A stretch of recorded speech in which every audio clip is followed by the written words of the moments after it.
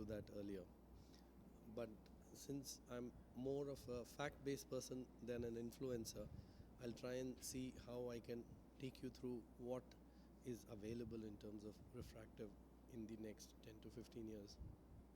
Now, when you look at the first section about macro landscape, how is India's healthcare changing? We are going to become the third largest economy by 2030, and this is probably more going to be a need-based model where you have basically a lifestyle performance paradigm compared to the traditional survival.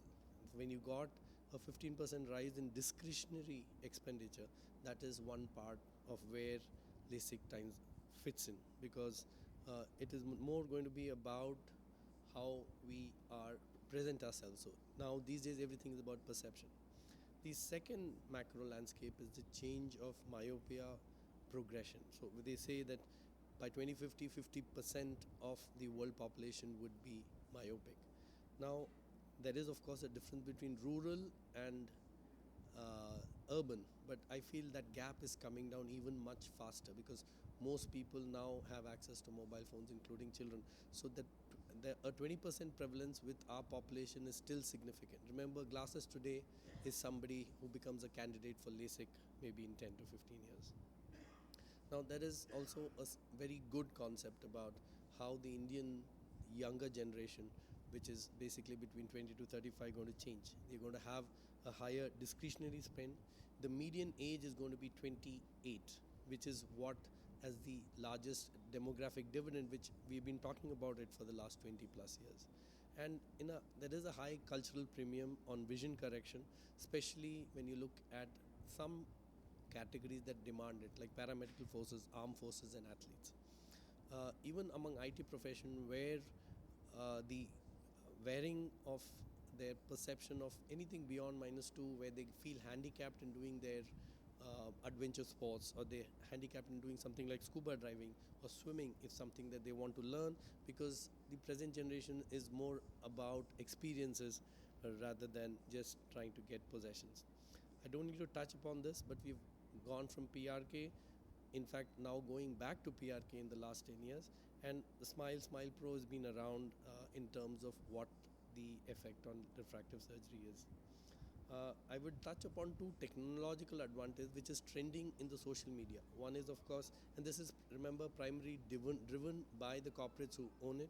So if you search just LASIK surgery or refractive surgery or glass independence, you will invariably come on these two major technologies which I touch upon, which is Smile Pro, and a lot now you have patients coming and asking us directly, do you do Smile Pro rather than just Smile? I don't have any financial interest, but it would be nice to have some. But the advantage of the smaller per time duration for these cases is very good. So you can actually turn around up to 50 cases, and I know that there have been some hospitals who have even touched 200, because the procedure turnaround time is significantly less. Now, in healthcare, I guess at the present, if you don't have the two words called AI, you're probably not hip enough, or you're not modern enough. So even in LASIK, that concept of AI has come, and they call it a digital twin. So now 6x6 is, they claim, is no longer enough. People want to get better than 6x6, though functionally I don't think it really makes a difference other than the ego satisfaction of the surgeon. But most times what we find is, with the precision, a lot of them, if your eye has the capacity to see, it's like going to the gym. All of us cannot lift 100 kgs. Some eyes would see 6x3, some eyes would end up even 6x6, which is basically good enough. The AI digital twin, what they call personalized LASIK, which was around almost 20 years back, but I guess it's a new avatar in terms of what it is doing in terms of measurements. So earlier we were just measuring only the abrasions. Now they even include axial length. They also take whole eye abrasions while treating.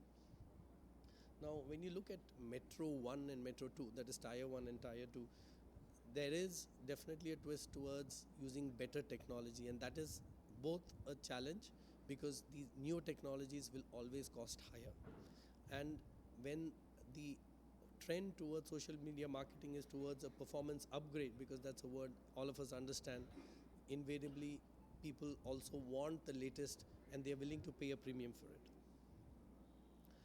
In tier 2, I feel there is a bigger range and a value.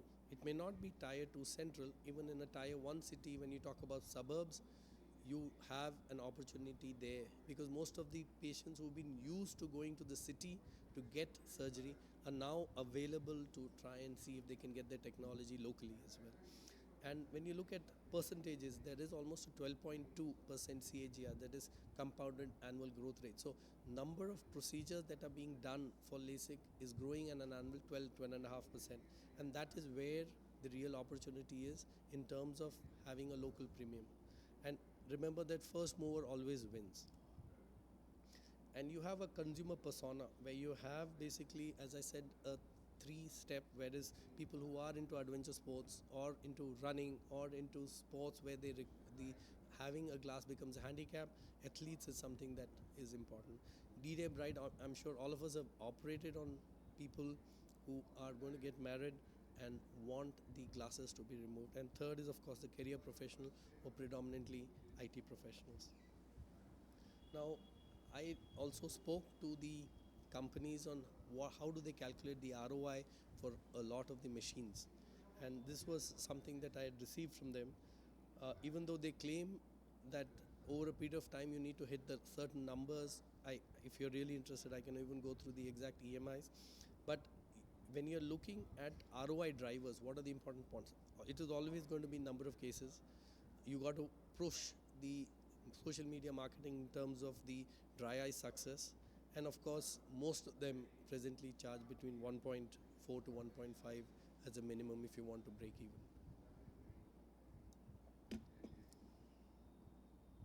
Now the ROI for Wavelight is similar, though the technology is slightly different. But I do know that when the standard LASIK is about 1, you would need to charge a premium when you're going for the higher technology. So you probably need to have maybe 2 or 3 ranges where you have a standard which is surface ablation, then something like a femto LASIK, and third would be a Wavelight laser. Now when you have a volume to revenue projection, so remember that most of the machines that they give you will have 5-year EMI, but we would have to push them for a longer. I checked other specialties like radiology or derma, where they also have very significantly high value machines, 5 CR, 6 CR for MRIs. Most of them have 8-year and 10-year EMI. So that is something that we need to consciously ask our suppliers or the machine manufacturers, that 5 years is very, very stiff, because you look at EMI calculations, and I did that for 5 years, it's almost 10 lakhs a month. So you would have to do that numbers to even break even. Remember, they are now part of your practice. Most of the companies now give you machines, they ask you to buy procedures for them. So it's not only the machine and then you're free. You have CMC, they have something called a per click procedure. You would have to pay them for each procedure. So if you're I think this number is wrong, but for usually this is probably a US number, but 1.5 is what the market rate is. And if you're able to match the numbers, they claim that in 24 months you'll be able to break even. There is one area which I think is probably underutilized, which is presbyopia correcting LASIK, and that is where you would probably need to play around with monovision or micro monovision, or with slightly newer technologies, something like Presbeyond. You do have an opportunity to touch that. That is, remember that just like we have a bigger number up to 28 median age, almost 19% of our older population, that is 40 plus, is also going to form a significant number. So the advantage is, what at least what I have seen in my practice, is less than 25, most times parents are paying. The advantage with 40 plus is they are affordable, and they most times are not really bothered about the price, so that's a big plus. There is, of course, now something called an integrated digital ecosystem. You can combine a lot of the pre-op and the post-op using digital devices, and that is a big plus. So then distance no longer really becomes an issue in terms of access to care. I guess you are probably looking at a margin which most times, at least on calculation, works out about 20% per procedure. I may be wrong, but this was my calculation. But I feel that if you're earning about 20% to 30% max on per procedure, you would hit the break even definitely much, much faster. If you have a subspecialty focus like keratoconus or some managing irregular corneas, that adds an additional number of cases than the standard refractive procedure. Referral network, unfortunately, in refractive surgery, it's a very referral driven market. So you need to network with optometrists and ophthalmologists to get your numbers. And that is a model which is not unique to India, it's present across the world. This is something that I touched upon, wherein you're looking at sustainability. Green OT is something that you can do, especially in terms of reusables. There is a lot of publications now, especially from the Arvind Group, of how to make it sustainable.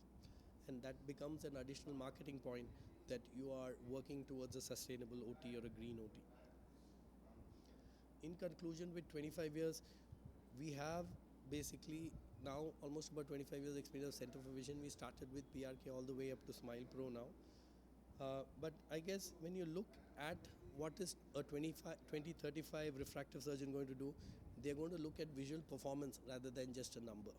But the numbers are important both in terms of the number of surgeries you do and the outcome that you're going to get. In terms of marketing, I think we have to be very careful that we have to be fact-based, because a lot of times I do get forwards just like you from patients saying that I saw this video and I have only 6x6 and this surgeon is getting 6x3. So that becomes a challenge, and I feel that part of the counseling needs to be done prior, because whether you like it or not, social media is going to be the additional support for the patient to ask you questions. I will end with that, and thank you so much. I'm open to questions. Dr. Anand, yeah, maybe Anand, you can sit here.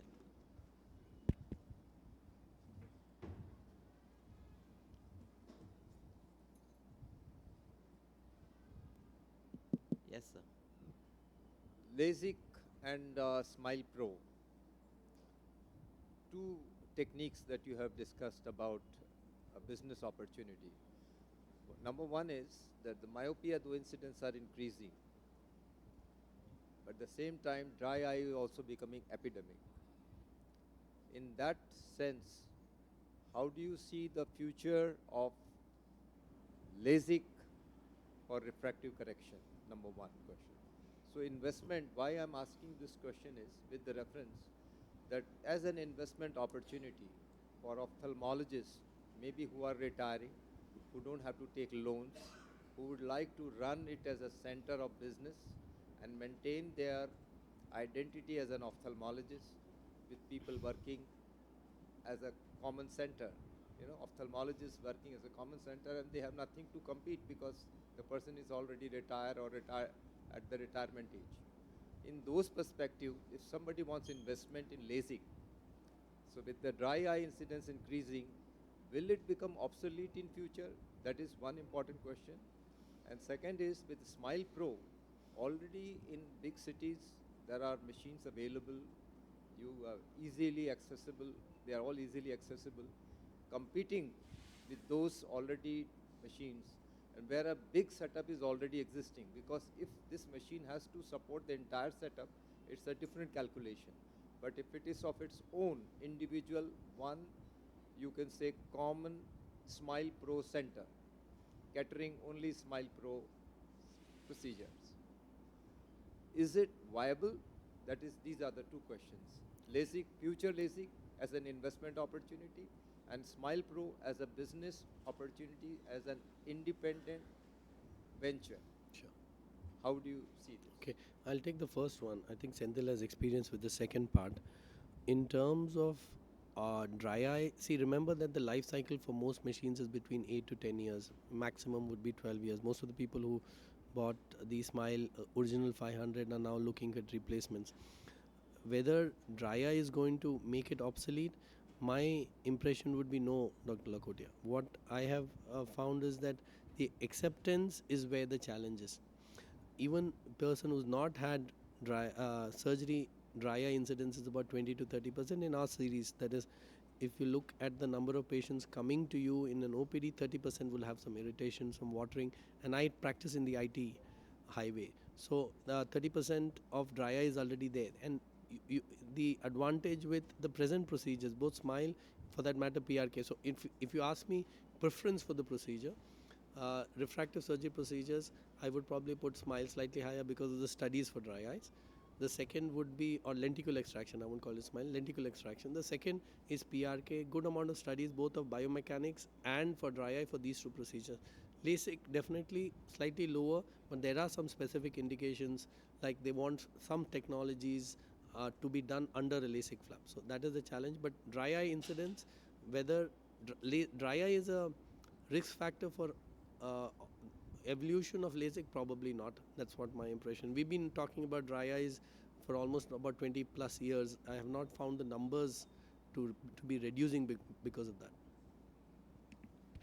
Yeah, I think, see, the idea of this session was basically to motivate the solo practitioner to kind of look at this LASIK as an opportunity, because many times solo practitioner always thinks that LASIK is only for the bigger centers, and so the whole idea is there is a huge opportunity. The market is expanding; it's going to double.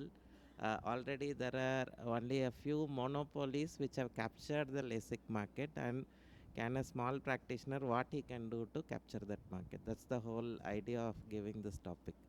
And second thing is regarding branding that center as a Smile Pro. I think why should we spend our money to brand the name of Smile Pro or any other LASIK company? Basically, you should always try to create a common center, maybe call it a super LASIK center or whatever brand which we want to create, and the technology should only be accessory to the center. What it should not be like kind of branding that in our costing. It's definitely not a good idea.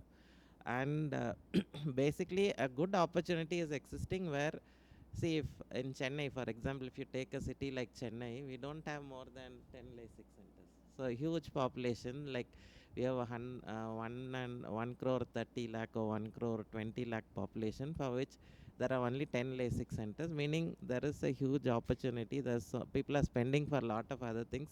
So that even if you go to a restaurant and have a good meal in Chennai, still it is going to cost 4 or 5,000 rupees, and people can definitely spend for LASIK. Only thing is, we are not yet open to capturing that opportunity. Maybe I would like to ask the audience, what do you think is the biggest issue for people to get LASIK? Is it cost or is it fear? So why people are not getting, why the numbers are so less for even for a city like Chennai? Is it, do you think cost is the constraint or fear is the constraint? Fear. Okay, so that means we need to focus more on awareness creation, which is what is lacking. And many times, even ophthalmologists as ourselves, we are not well versed with the latest technologies, and there is fear among us also. So we have to overcome that fear also. Maybe Dr. Samina can ask the question. That's exactly my question, and I'll keep it very short. I'm Dr. Zamindar. I have a fairly successful practice in Bangalore for the last 30 years. Now, we do about, say, 150 cataract surgeries in a month, all in the premium segment. If I want to, is there something that LASIK not going for a refractive surgery is an option, and I can still grow steadily in my cataract and other comprehensive practice?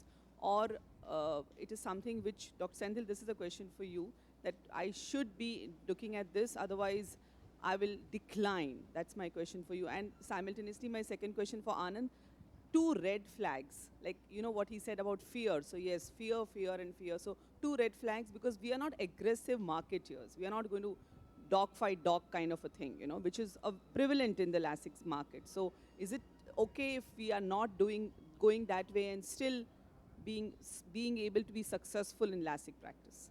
Thank you very much. See, I think the first question is, will my practice not grow if I don't buy a LASIK machine? I think that definitely is not workable that way, because many LASIK, even today, 80% of the LASIK owners are not making profit out of LASIK. So they are still making money out of cataract and then putting it in LASIK. There are only a small segment of people who still make a profit in LASIK. Yeah, Dr. Smitesh can answer. Mike, I think you have to go to the mic. Uh, the LASIK is not on my high priority. We have now 9 centers, and you should not be going for this such a high cost machines. First, you should concentrate more on cataract and retina, because that's where the footfall is going to increase.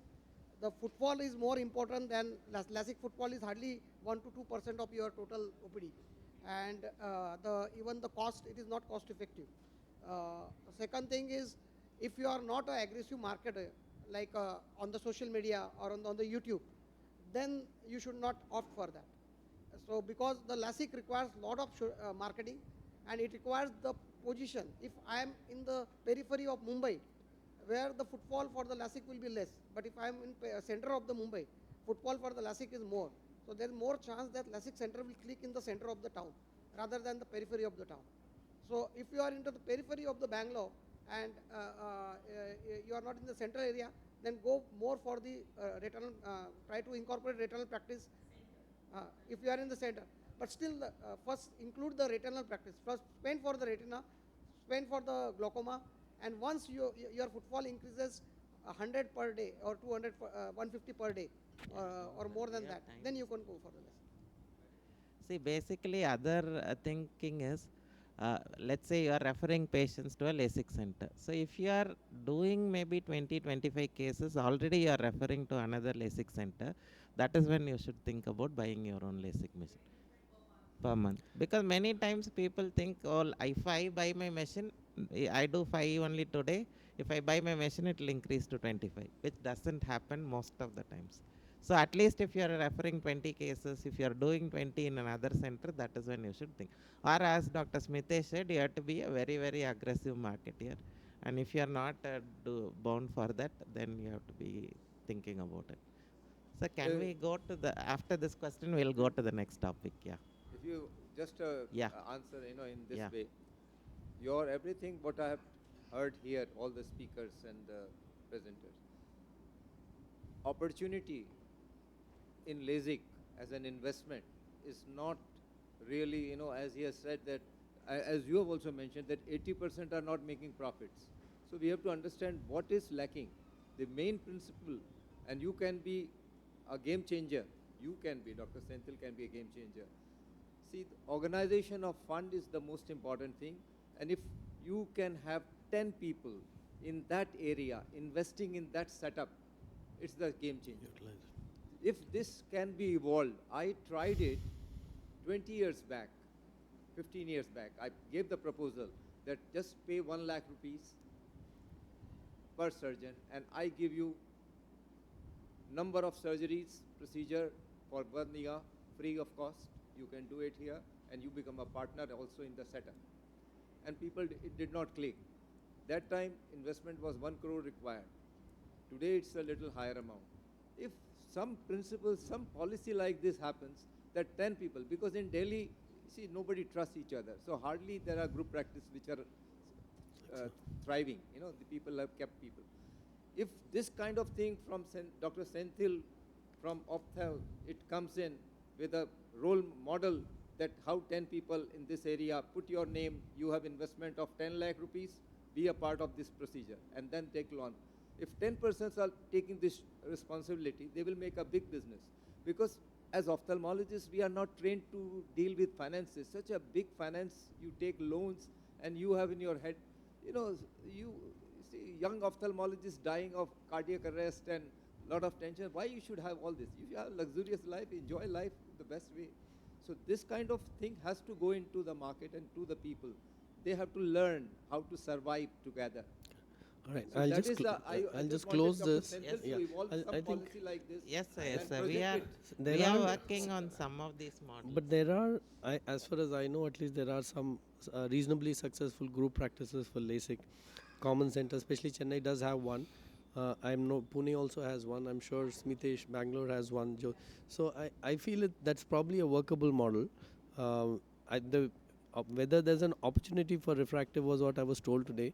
to touch upon. But in terms of group practices, I think that is one topic of how Yeah. to make it work, especially with respect to the finances. I think that's something we could touch upon next time. Yeah, yeah. So I think thank you, Dr. Anand, for that interesting session, and we will continue the discussion because we are going to be here for another 2 days. I would like to call upon next speaker, Dr. Saurabh Patwardhan, a very good friend of mine, and basically he will be touching upon what is the opportunity in training and fellowship programs. Like even now we have started to look at optometry training and fellowship. So Saurabh has been doing training. I am sure he is not looking at it as revenue generating for himself, because his revenues are far more from the training. He does derive a lot of satisfaction in getting other doctors trained, but still it's a revenue model. So Dr. Saurabh will be talking about how you can also set up training programs and fellowships and he will talk about his journey. Thank you, Dr. Senthil, for this kind invitation. It's a unique topic because I have never been asked to speak about it, or I have never heard of this particular topic earlier in any conference.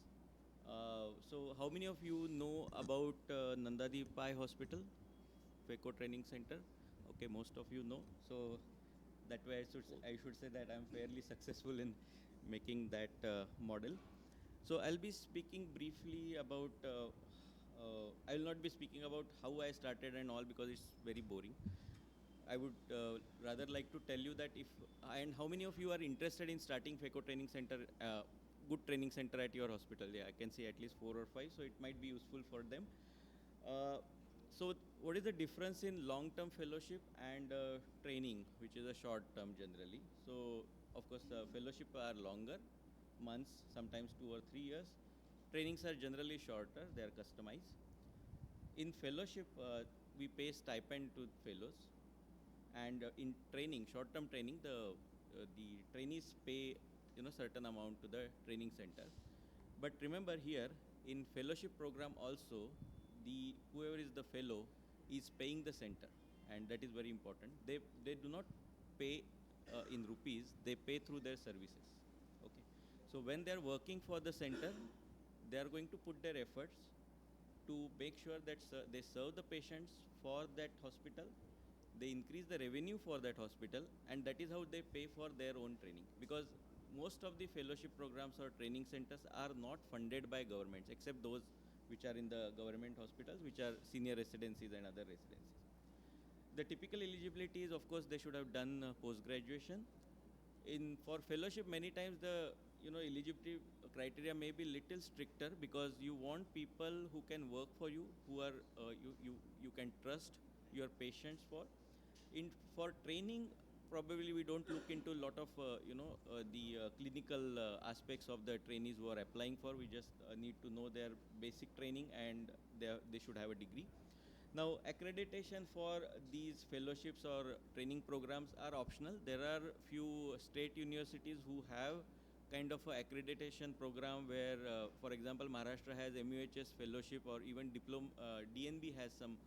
But I have, thought over that. I have tried for that, but I don't think they are, good enough, or they don't have as such a accreditation in the market. Like if somebody says that I am a MUHS fellow rather than a Nandadi Pai hospital, they are not going to get any, advantage over that. So it's still optional at present. Now, why we should start a structured fellowship or training? Because it adds to very standardization of training, rather than learning on your own or visiting multiple hospitals trying to learn yourself. It is a safe transition to an independent surgeon, because we know that supervised training means less complications, better for the patients, and also for the trainees it's much better. And also it builds future faculty. Like I was speaking with Dr. Smitesh, when we are growing hospitals, okay, if we have our own training center or a fellowship program, we can look for future prospects, like they can start the center under your umbrella, or they can join you as a future faculty. Now, the three most important pillars for successful fellowship or training program: first is a structure. So you should have a proper structure in mind, like how you are going to go ahead. The second part is the, I would say the most tedious part, which is supervision. So you cannot start a training program and let it run on its own. It's not going to happen. It's going to have a downfall. So there should be a continuous supervision, and there should be a complete standardization of the program. That means whoever is involved in that program should know what to expect from that program. This includes trainees as well as the trainers and other OT staff or other people who are, or administrative staff who are there. Now, what are the infrastructure requirements? You should have very, very good video recording system. That is must to begin with. Nowadays, it has become much less expensive than what I started with initially. And you should have a wet lab or a dry lab facility which helps particularly the beginner surgeon. And you should have good equipment. I would say that it's better to invest in very good phaco machine and very good microscopes to begin with, because visualization is the key, and safe or advanced phaco machine is the key. Though of course the trainees later can do on maybe medium grade or lower grade machines later, but it's better to start with good grade machines. You should, if you are planning to start on your own training center, you should first have a good surgical and OPD volume. So if your OPD volume is less, surgical volume is less, then it's going to be, even if you start training program, it's going to be very tedious for you to fulfill all the needs of the trainees. And see, finally, it's up to your commitment. Whatever you commit to a trainee or fellow, you should fulfill it by the end of his fellowship. And if you can't do that with less volume and less OPD, then it's better not to start. So you should have adequate OT equipment. So you should have all retina facilities also. You cannot start, training center without having a retina backup. So specialty backup is must. You should have a full-time retina surgeon. Luckily, I am the retina surgeon for my center, but of course I have other colleagues also who are there. And you should be able to devote, adequate time for all these activities. So it takes, quite good amount of your time. So unless you are passionate about this, you may not be able to, it might become a headache for you later once you start, that you have to, put your time, free time into this. And you should have good surgeons and instructors along with you. I have particularly started this long time back, not for starting a training program, but because I was quite passionate about teaching, giving tips. So I started writing books. So I have already book on phaco training, on phaco emulsification. I have of course got a lot of YouTube videos which are instructive. I have online courses for this, and we have a teaching video library. Online courses will be launched very, very soon, but I have a free ebook on my website, and I give it to all my trainees before they come, so they can start preparing. That ebook has access to YouTube links where I have the teaching videos, so they should go through it. When they come, they also go through 3D video library which I have created over years. I have been creating it for last almost 8-9 years. Simulators as a pre-training preparation, they are little bit still expensive to own as compared to wet lab. So I'm still considering that whether I should go for it. But of course there are few options which are available on lease, like for example Help Me See simulator is available on lease. So might be I will go for it in future, or IC simulator. Also, you can collaborate with these simulator labs which are there. Like Help Me See has a couple of locations where you can send the trainees. So what I generally do, if they are really, really not good, or they don't have that hand-eye coordination, I sometimes tell them that you go for a week and get that simulator course done, and then you come back for training. And you should have a structured program of how to begin. Whenever the trainee or fellow comes to you, the initial days, either days or weeks or months, you should have an induction program ready. So start, like for example, short-term training, we always start with the video course and teaching videos. Then we always start with stepwise learning, and we ask them to regularly analyze their own videos with the help of our consultants.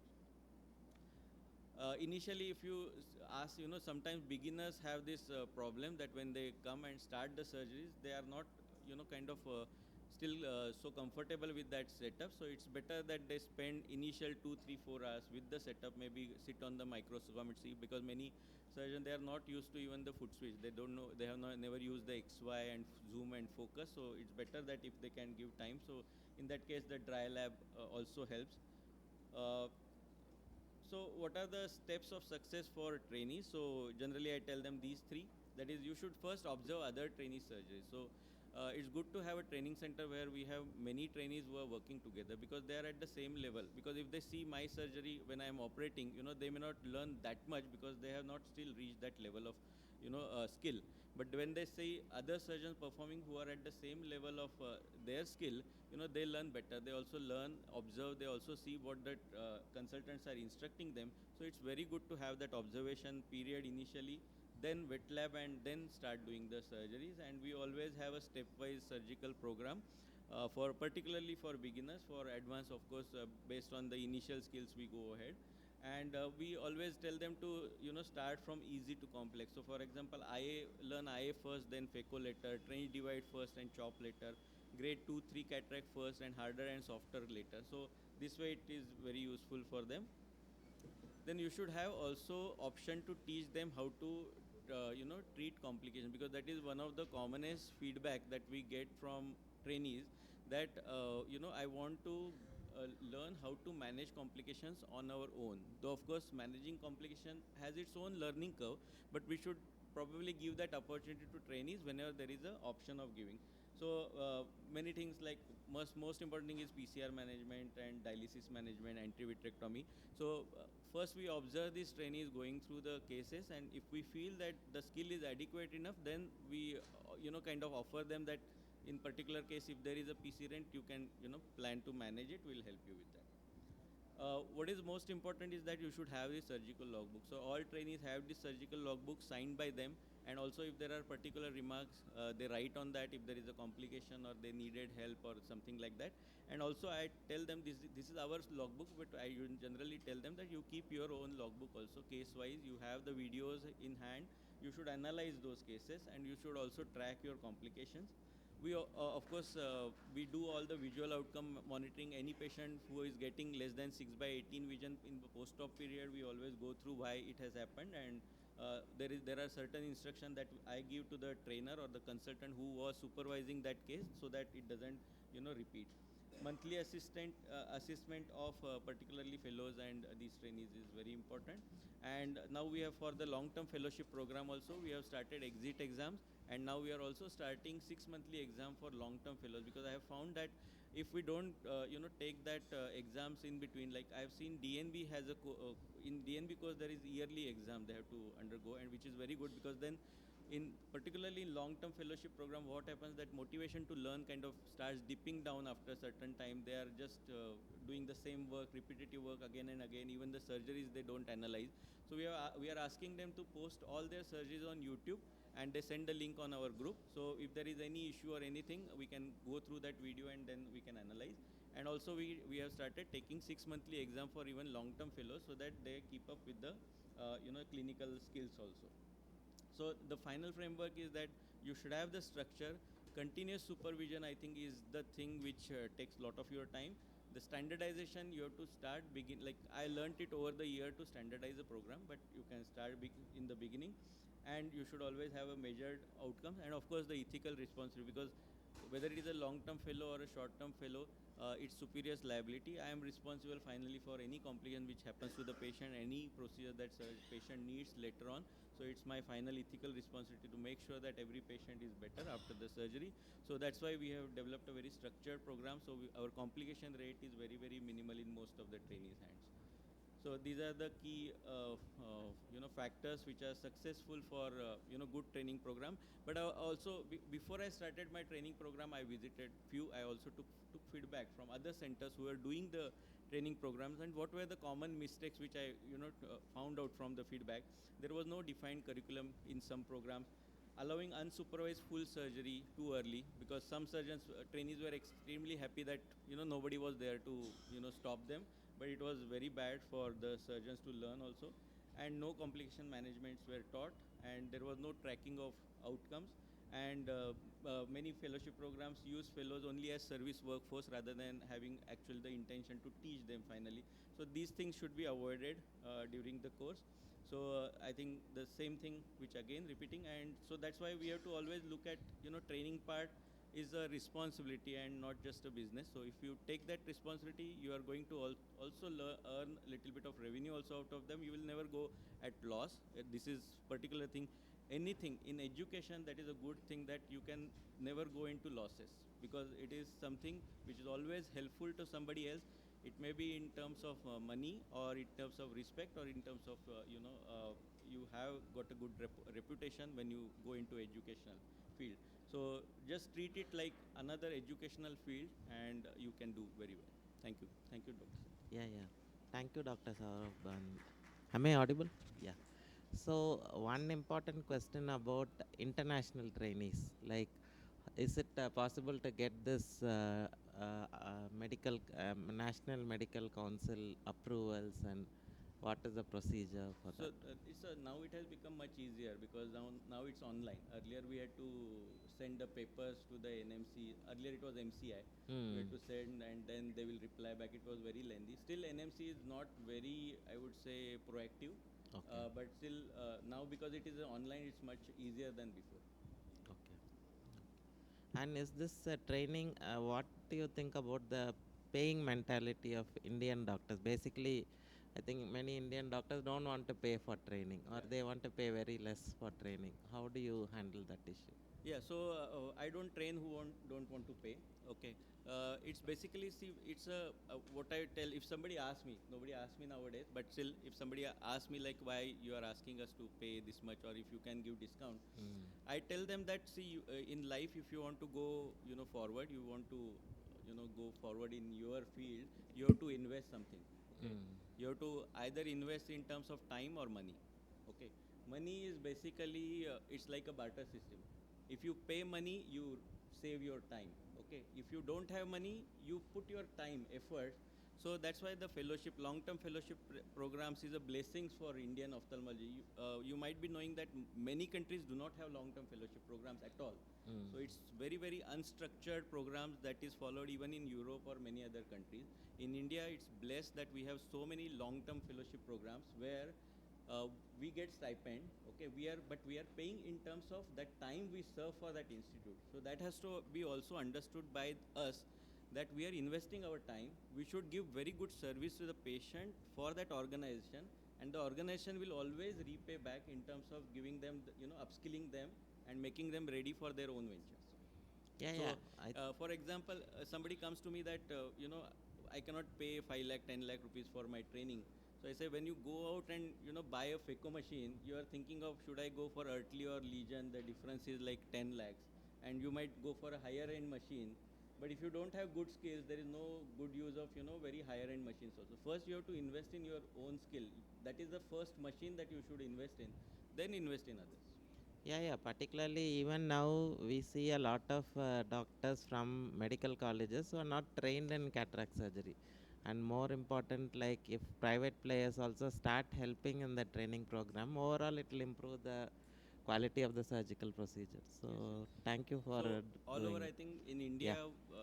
many doctors don't may not be feeling this, but these fellowship programs and short-term training programs are blessings.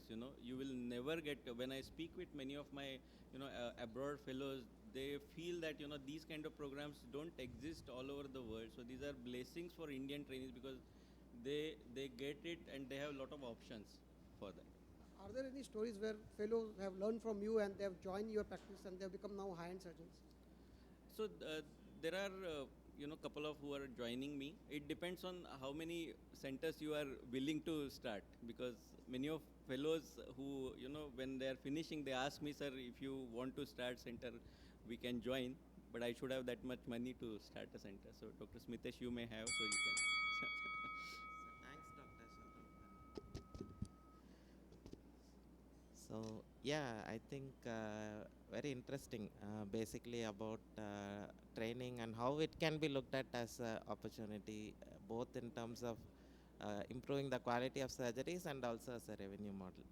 So I would like to talk over the next 10 minutes about a very interesting model which I have been reasonably successful over the last 8-10 years. I've been running this tele-ophthalmology company. So how can an individual ophthalmologist, even a solo practitioner, can actually utilize the tele-ophthalmology in getting revenues and improving his practice? That is going to be the talk. So how many of you practice some amount of telemedicine, like tele-ophthalmology? So do you like maybe even, okay, there are maybe very less uptake, maybe 10% of the audience, which is very less. But these, though ophthalmology is not suited for telemedicine as apt as dermatology or psychiatry, but still there are certain models which we can definitely utilize in teleophthalmology, and I will be covering on those topics. So a very interesting quote: the difference between market takers and market makers is in the product innovation, but the business model innovation. So basically there is no need to have a very innovative product, but how do you actually innovate on the business model? So how do you execute is the main thing, because they used to say, like in India, even if you sell tea, there are like 140 crore people. So if you are able to sell tea to 140 crore people, you can make a huge revenue. But how do you actually go and execute it? That is the biggest challenge in any kind of business. I think in telemedicine or teleophthalmology also, execution makes the biggest difference. And let us see what are all the different teleophthalmology models which we can tap even as a solo practitioner. Because I think maybe if some of the people here are solo practitioner or yet to start, you might be thinking like, oh, I cannot start a training program, or I cannot buy a LASIK machine. All the idea is to initiate your minds onto all those thinking. So teleophthalmology or telemedicine became widely popular after the telemedicine practice guidelines were implemented by the National Medical Council. Basically, before that, there was always a question like, is telemedicine right? Am I legally following things? And if what if medical legal issues happen and all these things. So after the telemedicine practice guidelines came into force, government itself recognized teleophthalmology or telemedicine as a legal entity, and there is no need to have any concern about practicing telemedicine. And but there are guidelines, how do you follow, what kind of consent you have to take, but as long as you follow the guidelines, you can practice telemedicine just like practicing regular medicine.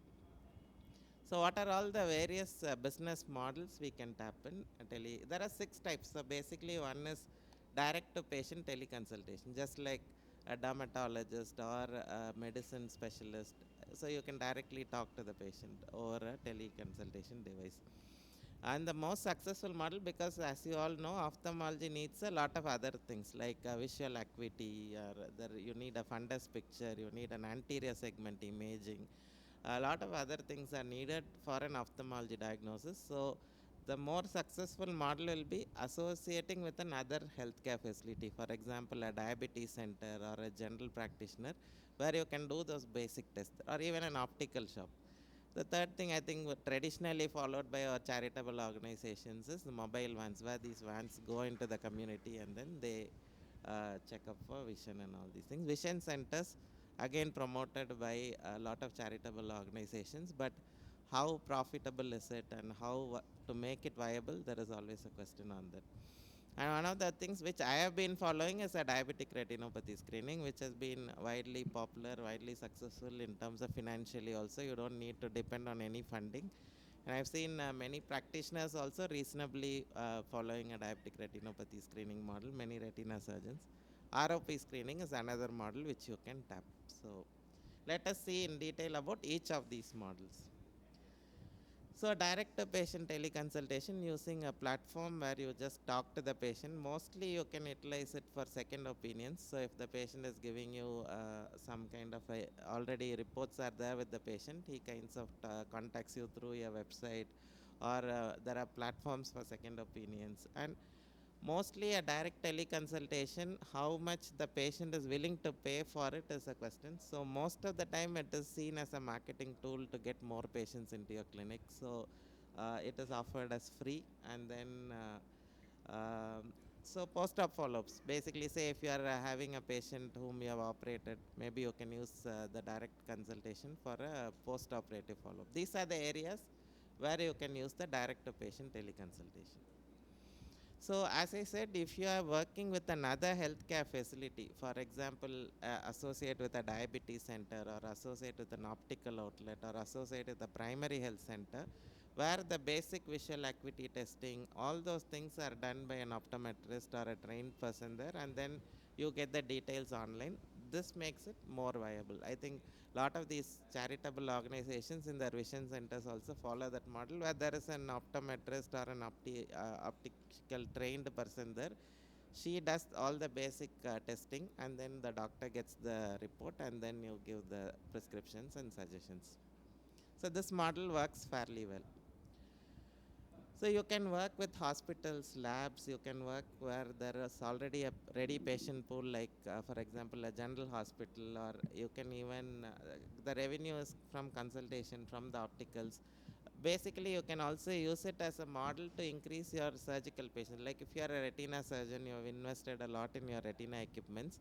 By putting your fundus cameras in say 8 or 10 diabetic centers, you can actually increase the number of people who will come to your center. So basically by doing a screening in those centers, and ROP screening and diabetic retinopathy screening are popularly done through these models.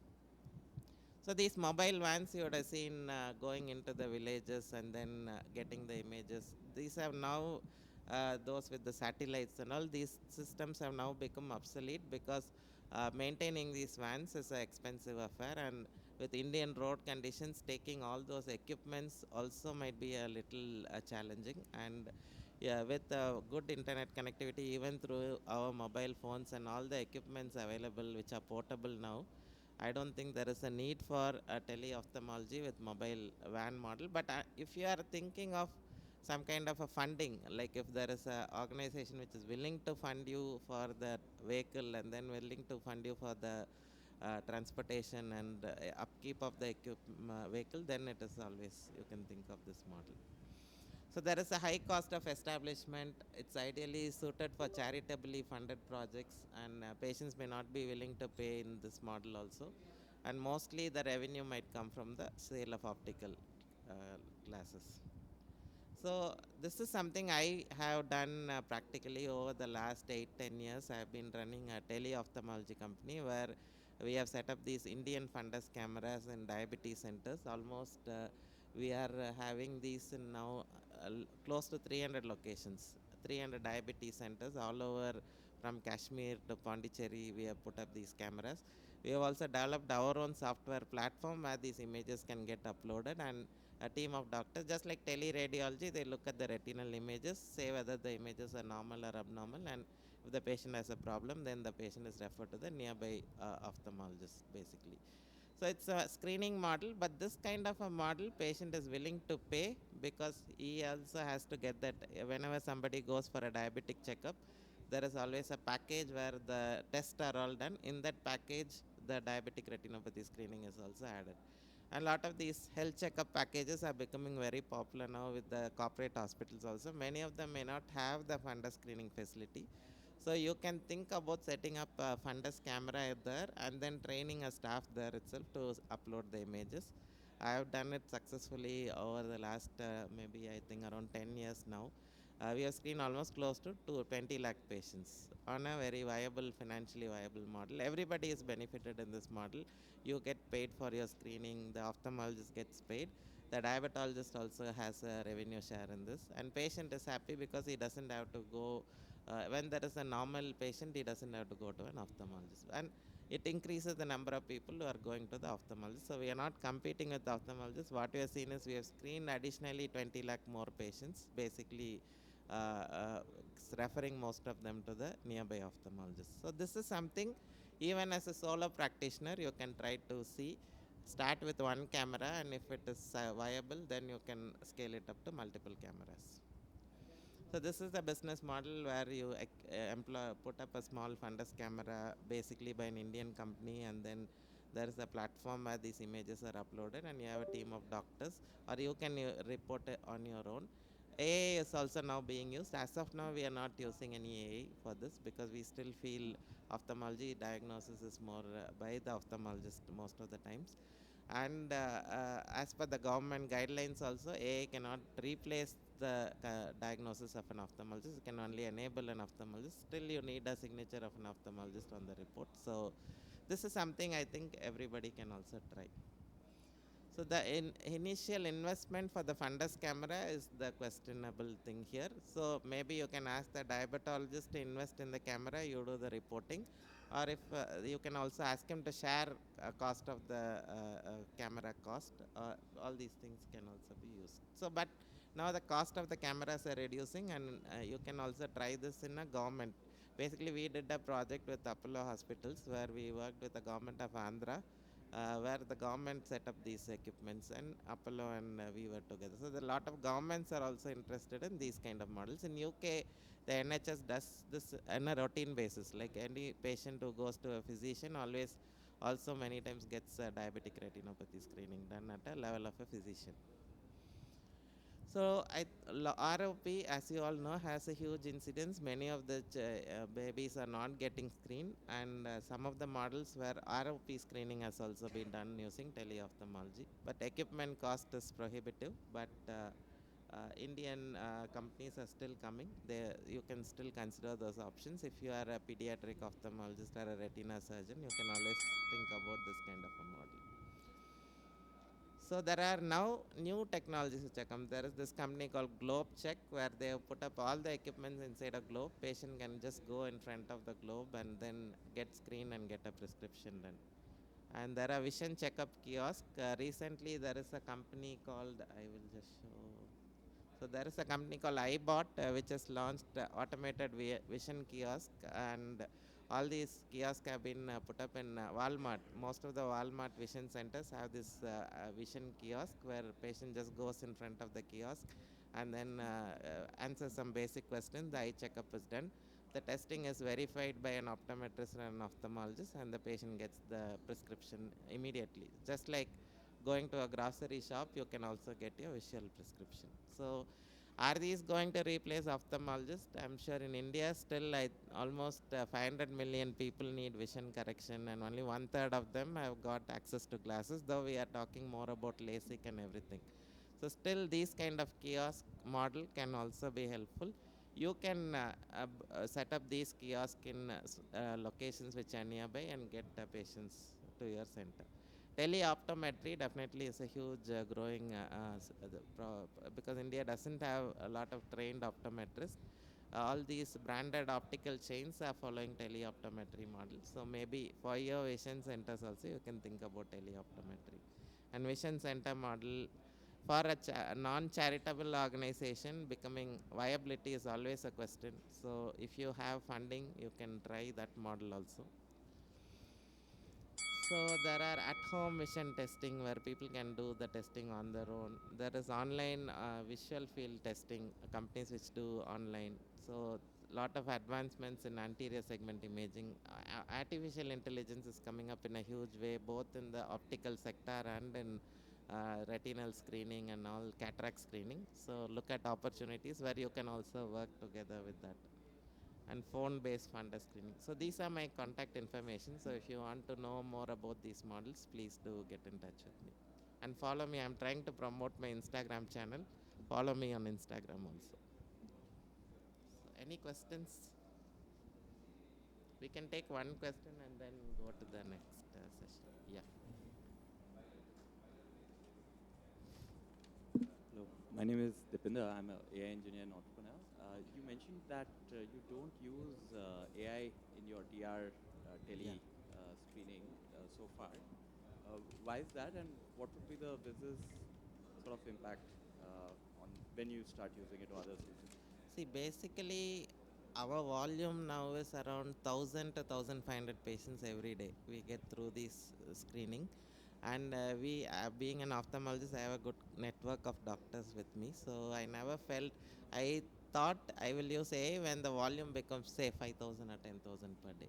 As of now, though there are so many companies we tried to work with before, uh, I'm not telling that AI is not going to be useful. Definitely, there are so many areas it will be useful in terms of identifying gradable, non-gradable images and normal, abnormal. But as of now, for my business model, it was not required. So that was the need. And anyway, I'm using an ophthalmologist to do the reporting. So that was the reason. But lot of potential use cases, definitely the need is there. But still figuring out a revenue model also becomes challenging for that. Could it potentially reduce your costs? It may not reduce my costing for my business model, but for other people, definitely it will help. So that is it. Thank you. So, yeah. Right, Senthil, we did something like this, but we had a bad experience. It's because in Senthil's model there is a partner, either the diabetologist or the hospital or somebody. But we relied on our brand, and we went to go and outreach the last person, last mile situation. Through our own clinics, we had OCT, we had an optometrist, and we thought that the refraction outcomes, the spectacle shop would cover the costs. But last mile, all these things in healthcare, they also have challenges. Like our challenge was the local optometrists have a business, and we were intruding into that. Though we set up our first pilot 5 thing like this, it was costly because it had an OCT. So, but they, and we were very popular there. Our brand was very popular. But the local people, the interests of the local optometrists, they said, no, this is not Disha. This is some vague thing. So, and they overrided our campaign. So the things didn't work. But again, we'll try it. What is important is to get stakeholders when you are actually going to the last person, last mile situation, because there are a lot of complexities down there. So this is just a word of caution. Yeah. As I mentioned, the Vision Center model has to be approached very cautiously, because it's worked for the charitable organizations because of the funding they have. For private practitioners, I see many of them ask about Vision Centers. I generally say, unless it's very challenging for a general. So I think we will go for the next panel discussion. I would request Dr. Smithesha, Dr. Saurabh Patwardhan, Dr. Hitesh Chada, and Dr. Samina Zamindar to be coming on the stage. And basically, it's going to be about how to think from a skill-based person, like as practicing doctors.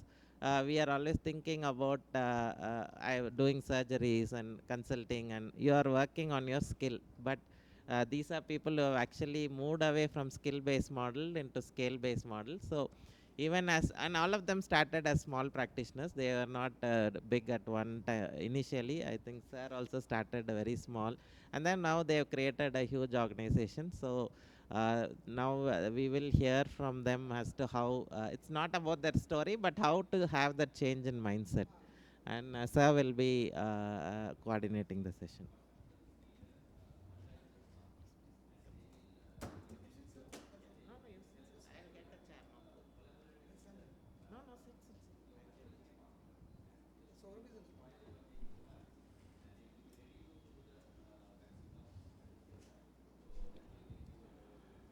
Yeah, so welcome to this wonderful panel discussion. I hope I'm audible.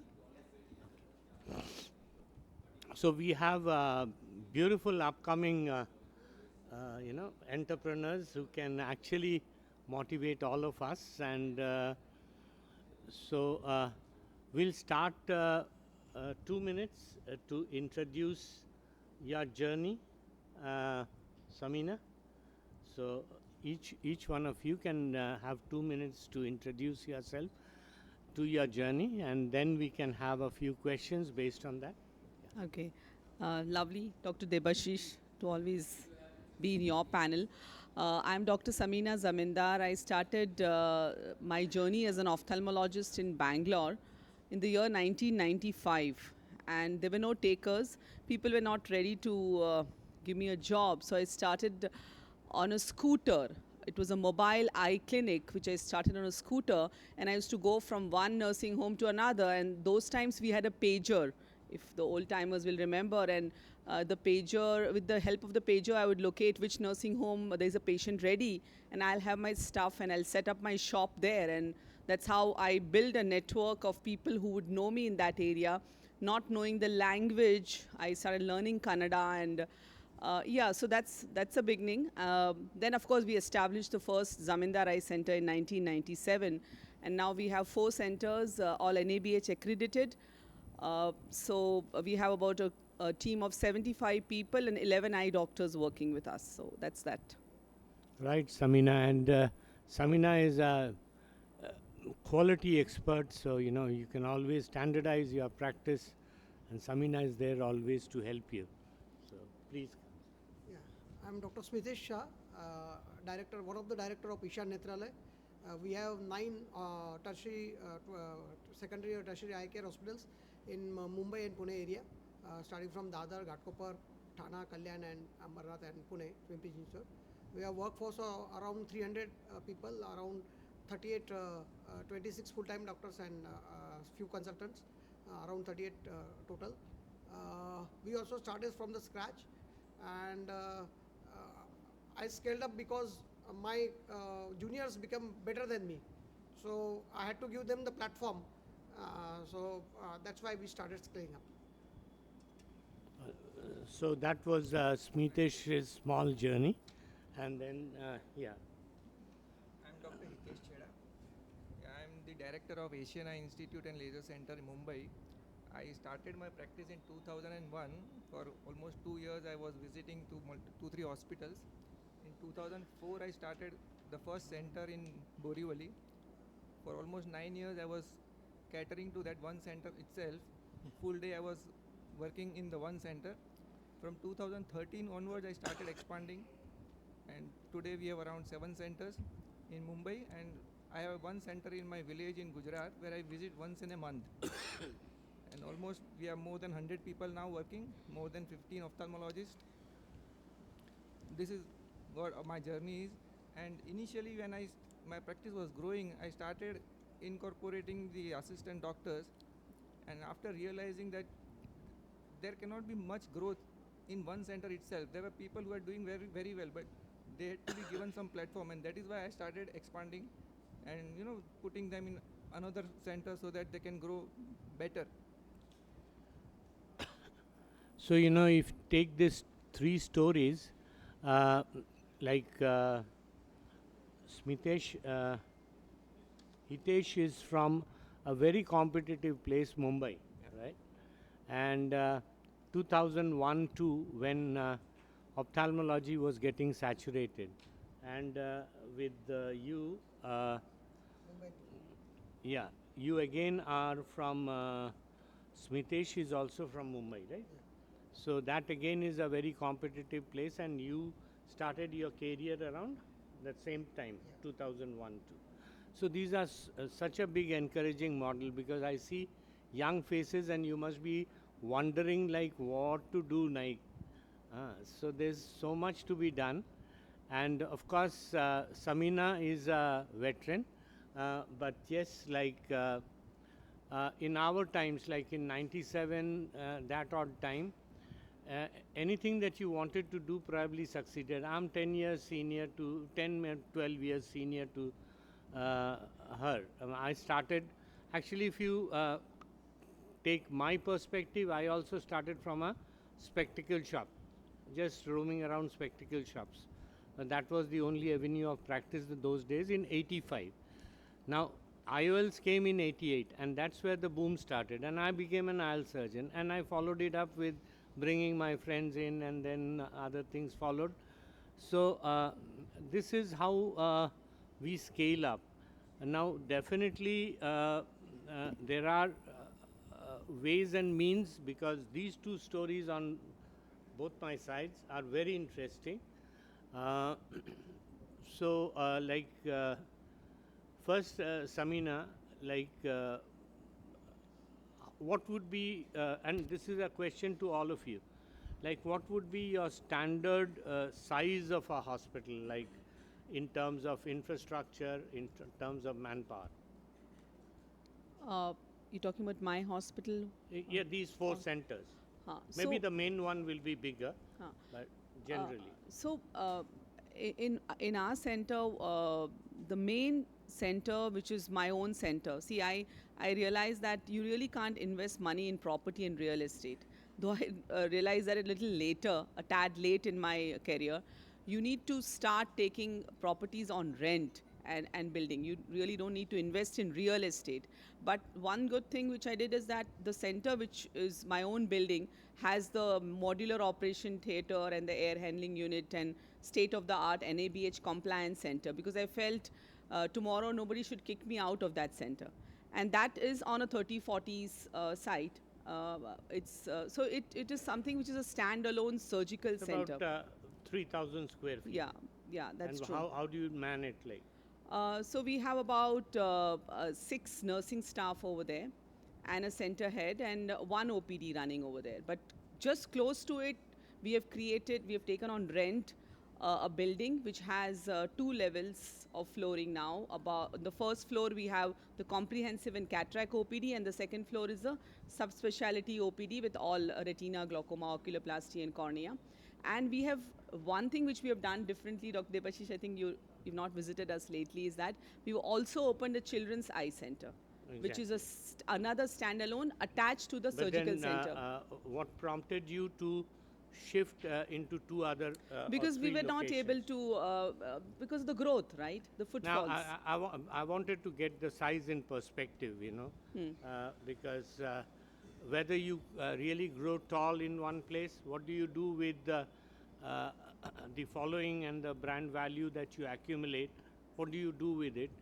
So, whether do you follow the following, go and attend them in the proximities, or you actually build a tall structure there, or build or hire or rent, whatever.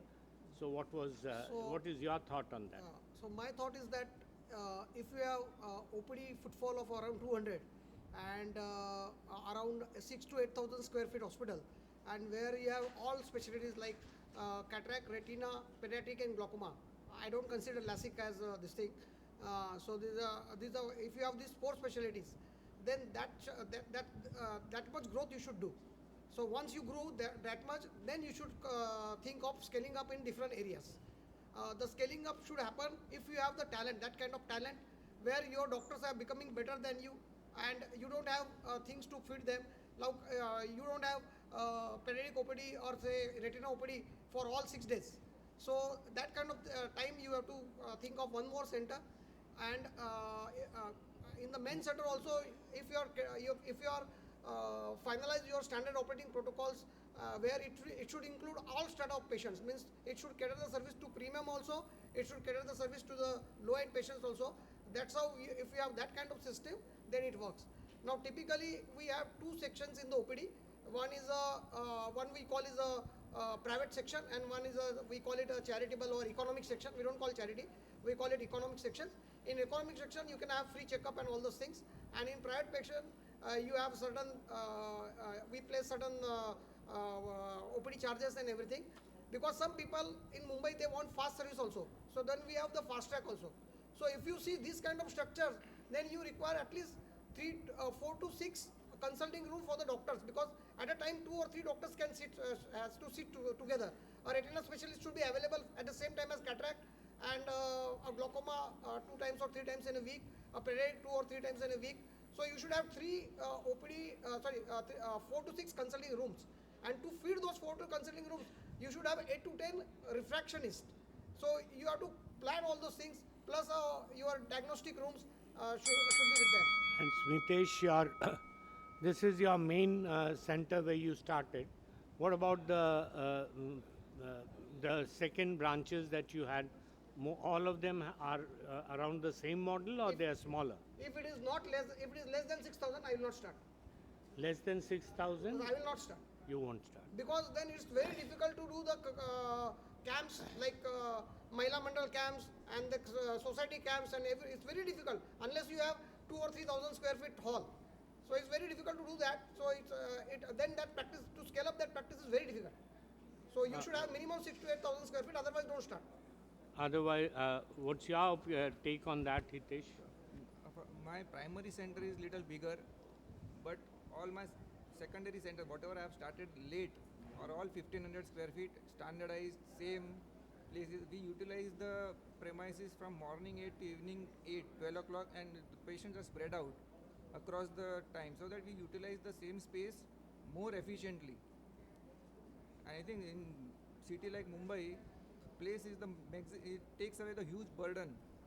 If your space is large, it will take out, I mean, it will be a huge burden if you are not able to increase the volume. And if we really get into the nitty-gritty of things, like we all said, Samina was on a scooter and pager going around door to door and doctor to hospital. I was in refractive spectacle shops, going around from spectacle shops. So you collate this.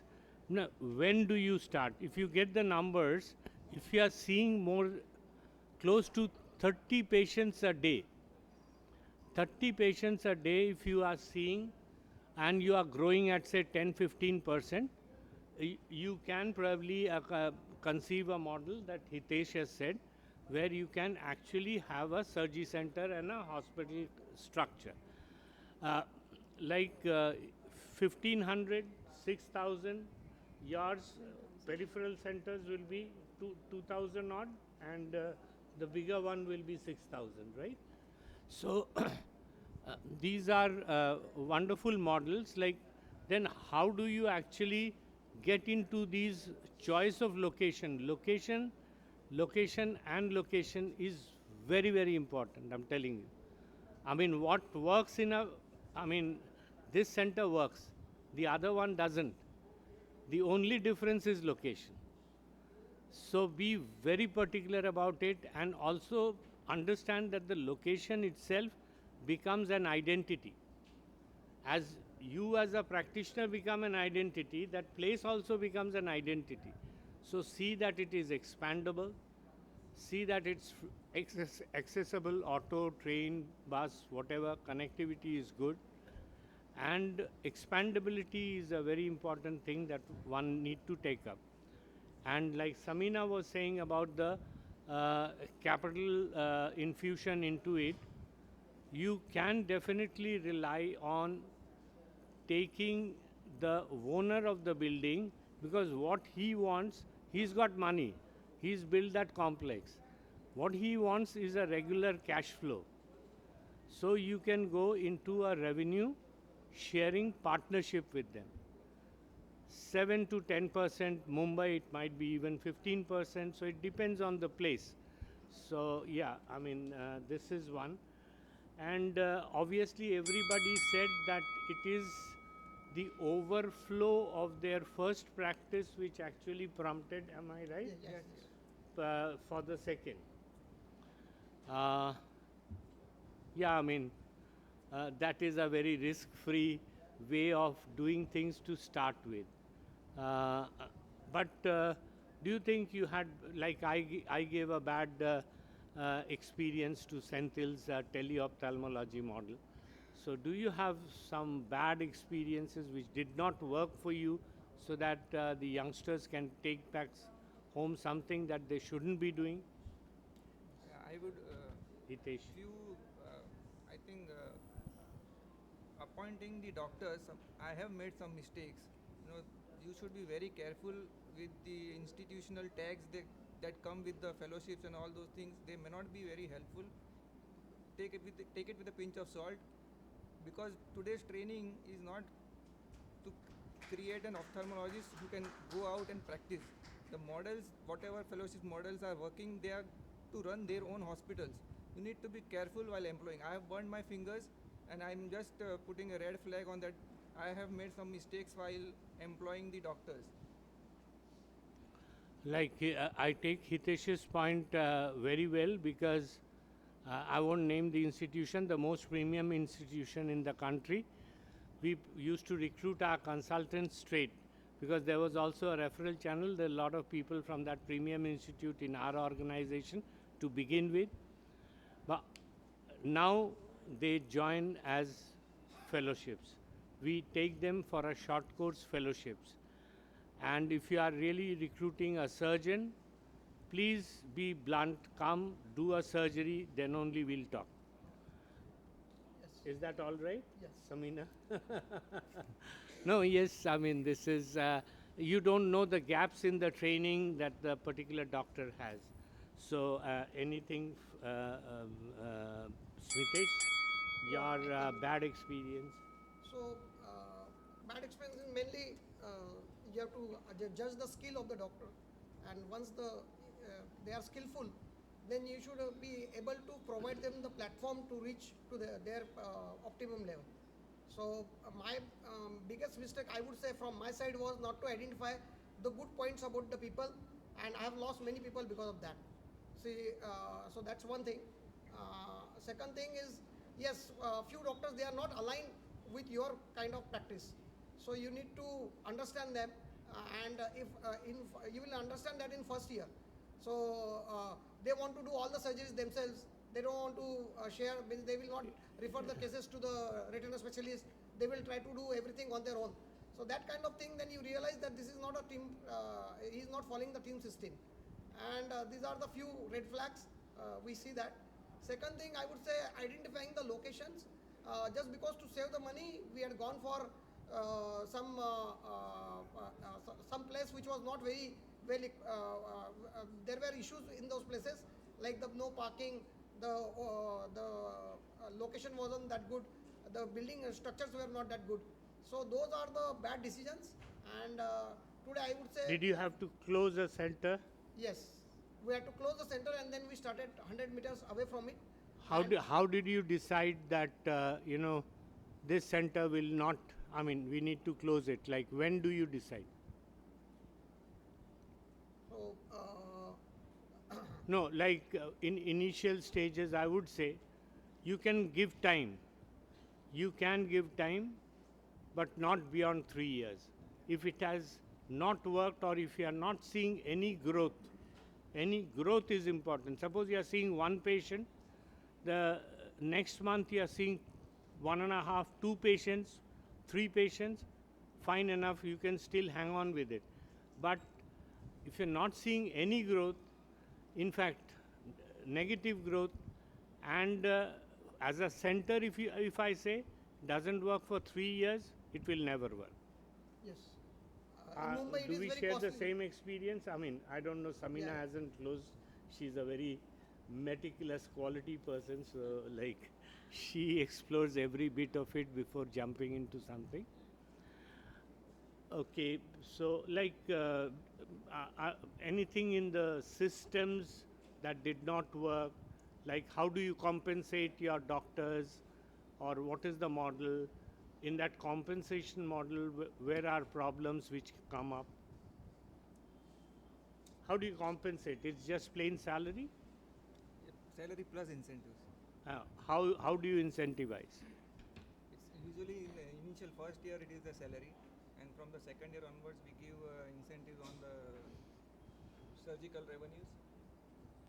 10%. Surgical revenues. Yes. Is it like if you do a toric, you get more? If you premium IL, you get No, more? no, Or it's a basic it's a cataract flat package, you do percentage. get less? It's a flat It's a percentage, flat so it percentage is of the revenue. of the revenue. Yeah. Okay. So do the doctors promote higher order lenses just to earn a little more? How do you actually put a check on that? So, Smitesh, do you follow the incentive model? yes, we follow the incentive model. For us, we don't means we decide their salary depending on what kind of surgeries they are doing.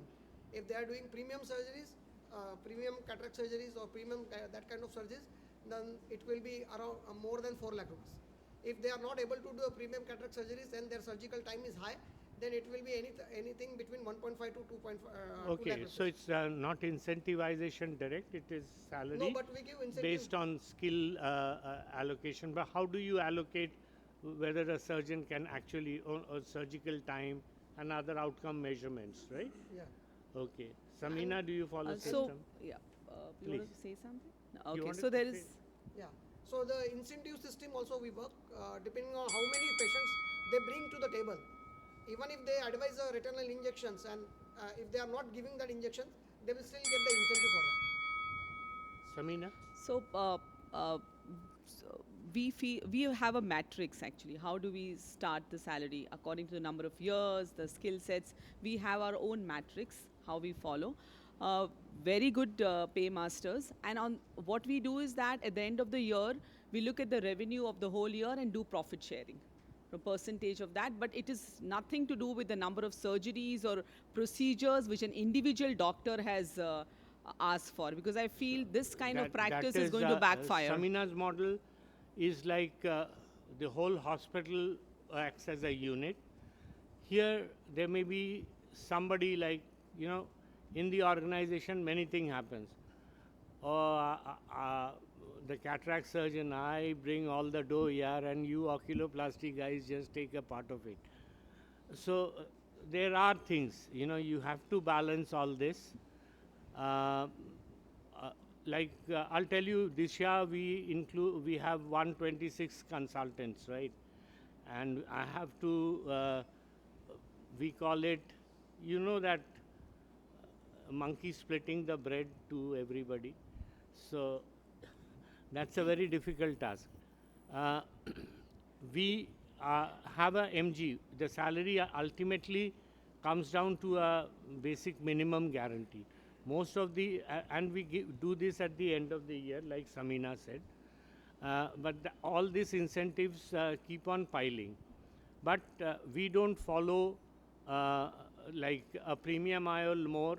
No, it is not revenue based. We did it for the retina surgeons, then we saw that, the FG, LG and this and PP and everything is getting too far. I mean, they're just raising the bar of cost of surgery, because it's 25% of the cost of surgery. That is the professional compensation. Now, how about restricting the overpricing, the over-advice? You just sprinkle cataracts advices, you will get a few. Another is very choosy, meticulous, and talks to the patient. The reasons may be the patient's family or the patient doesn't have time for cataract surgery. So we need to talk that also. At least 2 days, 3 days a day off from your normal routine. So we have a system where you do a surgery, you get 3,000 rupees. If you advise and if the patient doesn't do a surgery, you lose 1,000 rupees. So this 1,000 rupees actually goes to the compensation of the doctor who is meticulously advising. And then after 5 years, we give brands. We offer them brands that now you are a branded doctor. Do you want to take a branded doctor? You get twice as much. But only your patients will come to you. Hospital patients won't come to you. So kind of a 25 years experience, we have done all this. In your small ways, you can also, try these nitty-gritties to balance, doctor situation, because all the goals of the hospital, please understand, and Senthil is a master at it, you have to bring the goals of the hospital, the clarity of the goals in financial terms. In financial terms. The problems are with the goals and egos, but it manifests around money. They will talk around that, isn't it? Yeah. Most of the time. Sir, do you decide the salary of this year based on the revenue that doctor has generated last year? No, we are not on revenues. We are on numbers. We are on numbers. We are on numbers. Every procedure has a cost, and if somebody does a toric or a CRV lens or a trifocal or EDOF, they don't get much. They get the same. Oh. Because it is our goal. We are not into promotion of higher and more sophisticated technologies. Of course, they would love to, but then we don't do that. Samina, are we done? Over? Okay. Yeah. So a last word, I think, for the young people, like. I think I just want to say that the mistake which I did is for the first 10 years of my practice, we didn't grow much at all, because I didn't do anything to increase my own knowledge. So I think, like Warren Buffett said, the best investment is in your own self.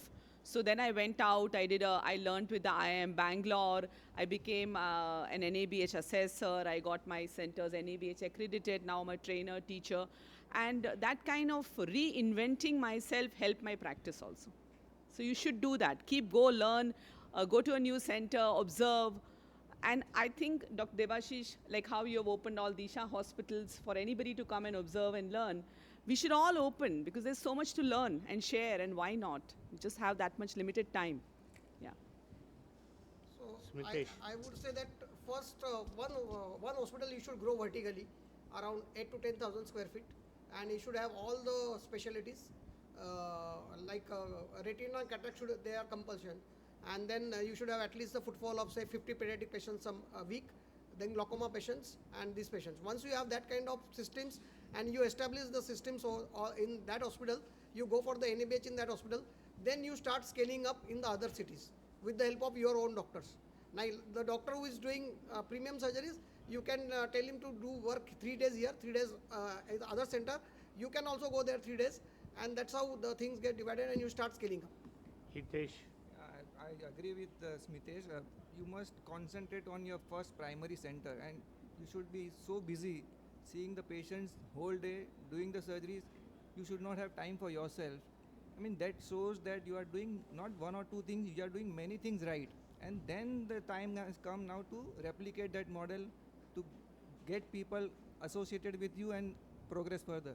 Another thing I would say, when you are planning to expand, I'm little different from what others are saying. I feel that I have two businesses running together simultaneously. I invest in the property as well, and over the next 10 20 30 years that property is also going to appreciate. That is another business model, and I am running my center inside the premises. That is also generating revenue. So the two businesses run simultaneously, and I invest in the property, I don't rent. See, That's right. I have a point to make. So basically, lot of young doctors come to me and ask, sir, can I open my second center? So the common advice we give is, as Dr. Hitesh said, whether you have exploited the full potential of that first center. So whether you are seeing, say, if the first center can see 50 patients a day, only when you have that 50 patients a day, you should think about second center. Many people think, if I start a second center, then I can reach to 50 patients. That will not work. Other thing is, starting a second center, who is the doctor who is going to sit there? Because many times single doctor wants to go to multiple centers. That model also doesn't work. So basically, think about a second center only when you have exploited the full potential of the first center and when you have a dependable doctor who can join you. Yes, Otherwise, Mitesh's scale is probably right. yeah. And Hitesh says that the scale should be a little smaller. But one thing, many of you are in two minds, whether to work in a corporate hospital, whether to work in Disha Eye hospitals, or whether to start your own practice, whether to work with an NGO hospital. Let me tell you that it is your choice. Every institution has a hospital, even a big Disha hospital of doing 20,000 cataract surgeries, also has a hospital which surrounds the doctor. Susan Jacob is Susan Jacob, not an Agarwal doctor, right? So please understand that also. You can be an institution in a doctor. It is all about your happiness. But please understand that in today, market capital has taken active interest in ophthalmology. So whatever value Hitesh has over these 20 years, whatever he has achieved has a value, and he can monetize it anytime he wants. So is with Smitesh, so is with Samina. So all of us can monetize at any point. So it is most important that you build value. And as entrepreneurs, I would advise the young people here that respect that value of a doctor. Even if you are starting an enterprise, if you are partnering with somebody, if you have recruited one doctor, if he is good, respect his value, because otherwise you won't retain them. So work I think we have every other avenue of working, and there is no substitute to good work. And now with the market taking interest in our profession, so your value can be realized at any point. That is not a problem. Yeah, so I thank, it was a very wonderful panel discussion, and I think it should continue for a longer time. Thank you. I thank Dabashish sir, because I learn a lot from him, hearing him every time, and all the panelists. And if at all you have time, I would request you to go and visit Disha hospitals, because you will learn a lot by going there. Sir is very welcoming, so you should go there, observe how things are being done, to get motivated. Just like if you really want to think about scaling up, doing well in practice, I think that model which they have created will definitely give you a lot of motivation. Apart from your annual vacation, maybe try to go to these hospitals once. Yeah, And anybody of you are welcome. so thank you for that wonderful session. And next, I'd like to call Dr. Ilan Kumaran, who is a good friend of mine, because just like we are talking about market of LASIK and other thing, dry eye is a huge untapped opportunity. So there's a huge untapped opportunity. And so how can you set up a dry eye clinic? Dr. Ilan Kumaran is a very senior ophthalmologist from Karnataka, and he is the president of the Bangalore Ophthalmic Society, and a very good friend of mine, and he will talk about that interesting topic. Thank you. The nitty-gritties of practice from the seniors who are here and were on the stage. It's a privilege to talk in their presence, actually. All throughout our career, we have been concentrating on two things. One is glasses, definitely. Second is one more lens which we put inside the eye. This is what we have been targeting on. We have neglected all other fields, and this is one such. When I was asked during my PG time what is dry eye, I just used to say, prescribe some drops and that will be taken care of. That's what we were doing early part of the practice. But then we'll be showing what has happened over a period of time in the last maybe 10 to 15 years. Like I said, the first treatment was only drops. But then, why did we start using rest of the things? Of course, punctal plugs were there right from my postgraduate days or the residency days. But then, patients started asking, I can't instill this drop 6 times a day, 8 times a day, 10 times a day. That is when cyclosporine came into picture around 2003, isn't it? This was a need-based. Also, we found out something, inflammation is part of the dry eye. But if you carefully look at it, definitions given way back in 1998 itself carried the word inflammation.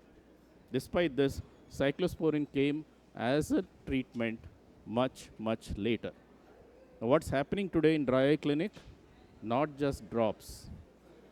On the prescription side, you have cyclosporine, of course, different types of cyclosporine. You have another lifitegrast. You have lid wipes. You have omega fatty acids or vitamin D tablets. And of course, now it is lab-based treatment. Minimum what we write for these dry eye patients is at least vitamin D, serum vitamin B12, and whether there are any other inflammatory mediators such as absolute eosinophil count. Along with this, what has happened in the treatment part of it, it is evaluation has become a major thing. Treatment in the form of IRPL, LLLT, heart fomentation masks, or other things which we'll be talking about. This is Bluffex. Other things what we'll be talking about have come into a big picture. So, comparing our initial golden goose, the cataract, with dry eyes, this is what I've arrived at. Number one, cataract, we need to give free multiple visits. Dry eye patients are a little bit sophisticated, they are ready to pay. After taking so much of risk, we get a 15,000 to 30,000 rupees profit per cataract surgery. But with one dry eye treatment, I mean 4 different sittings, you make a profit of around 12,000 to 24,000, and the risk is very, very less. High risk of complications, less risk. Some of these dry eye clinics elsewhere, not in India, or even technician operated. However, I tried this, it never works. Doctor has to be there. And Even many of the cataract patients nowadays need dry eye treatment, so that can be used. Despite getting a slightly more profit per cataract surgery with the advent of insurance, our cataract profits have gone down. There's no insurance really here, as well as less amount of risk. Now let's look at the dry eye scenario. This is an Indian article. I didn't want to choose a Western article. What was classically, say here, 40 plus thing, with the advent of computers, video display terminals has now started at 20, runs till the productive age group. So it is the productive age group that is suffering. And if you look at this chart, it is not just the software professionals, not the high-end professionals, even manual laborers and professionals have been involved. This is from LV Prasad, very large study. And when I try to look at what is the business forecast for all these things, well, Indian study is not available, so I have to be depend on a US study, and that's what this says. Historical period, taken data from here, used 25 as a base year, and then they projected there's going to be at least 2 to 3-fold increase of dry eye in US. Now remember, US is already higher up in treating dry eye. We are still lower up. So I presume there's a much larger market. But then the problem is, should we have to invest in all these devices? These are not actual devices. I asked AI to make this particular thing for me. These are the treatment devices that are available as of now. The IRPL machine, the original IPL machine from Luminous.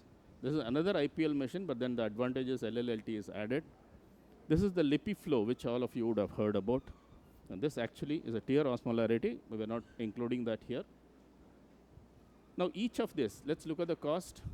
Probably the cheapest would be something like 25 to 30 lakhs if you buy it individually. That would be these two machines. The others are higher cost. And then, if you're doing treatment, you need something to show these patients as well as for you to find out whether this is working.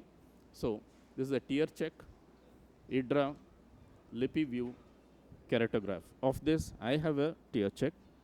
And cheapest, of course, is IDRA. I think it's around 8 lakhs or 10 lakhs. Tear check would be little more than that. But why did I choose this for my private practice? This is the reason.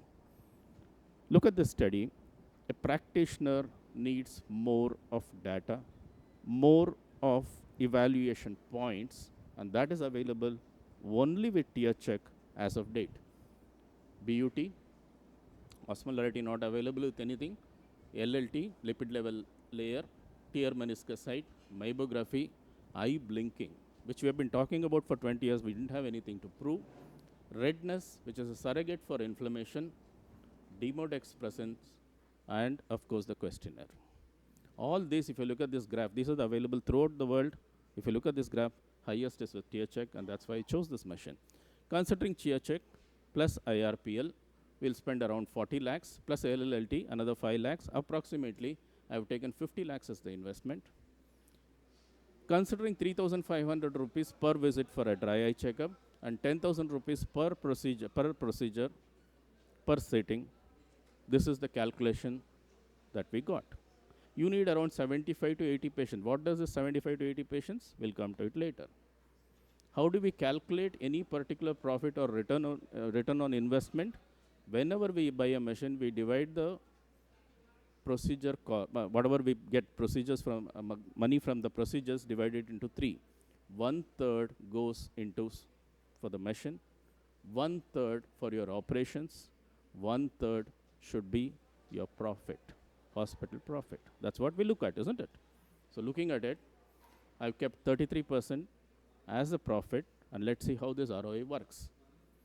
If you get 56 evaluations, say 50 to 60 evaluation, and just 6 treatments per month, you make a total revenue of 2,56,000. And for 7-year loan, if you calculate for a 50 lakh investment, it will be around 70 to 80,000 per year. So you make a profit of 85,000 here. You pay that 85,000 loan, pay 85,000 for your staff and other consumables, what you use, or for the rent or whatever it is, and still make. So what is the take home here? If you do 2 IRPL treatments, 2 evaluations per day for a 50 lakh investment with profit, you can repay this machine in 7 years. So this is, of course, nowadays even phaco machines are much higher. Second, what is this advantage? To the patient is very happy. Patient is very happy. Excellent results are obtained. To the staff is motivated. They get to do some procedures. They are also part of this. And hospital not only makes revenue, it makes a name. Three big advantages. Now, how do we start it off? That's the question, isn't it? All of us have EMRD nowadays, or at least some medical records. If you don't have EMRD, I'll tell you what to do. Go into this EMRD, check the total number of outpatient visits. How many of these patients have you treated for dry eye? How many of those cataract patients require dry eye treatment? And how many of these patients were already on lubricating drops? Take these three numbers, sum it up, take a proportion of it. You'll be surprised to find it will be even more than this 20 to 40%. So if you don't have an EMRD, at least you will have the number of patients you have seen. Take 20 to 40% of that and think that these are the dry eye patient, of which approximately you will treat around 8 to 10% of them. 10% is what we have utilized. So this is how you calculate whether your practice can sustain this investment. If you cannot, let's say, or if you're doubtful, if you're skeptical, how do you go about it? Most of our practices have a slit lamp, have a video imaging or photo slit lamp. Of course, fluorescein and Schirmer strips are available. We know how to evaluate the lid margin. This is enough to start a dry eye practice. What should we do? Create a diagnostic workflow, structure this. Then train your staff to talk in the language of dry eye. It's not just drops, it's something much more than that. And introduce standard evaluation protocols and treatment protocols. It's not just drops. Many of these patients, you just sit down, talk to them for a few minutes, they're very happy. Because problem is not here, with the software professional, it's here. And this is the magic of 10 rupees. With a Schirmer strip and a fluorescein strip. This is the Asia Pacific Dry Eye Society which announced this. Even with a fluorescein, you can diagnose. These are tear deficient, this is evaporative, and this is wettability type of dry eye. You can even find out what type of dry eye this patient has. Accordingly, you can treat this patient. But then this is not going to make you revenue. You don't have the number of patients, you're skeptical, probably for a year you can treat this and then plan for your future. This is called the snowball effect. Once you start treating dry eye properly, he is going to refer many more patients. Just like how if you do a good cataract surgery, he is going to refer. So at that time, think about a meibography, tearfilm analyzer, and interventional therapies.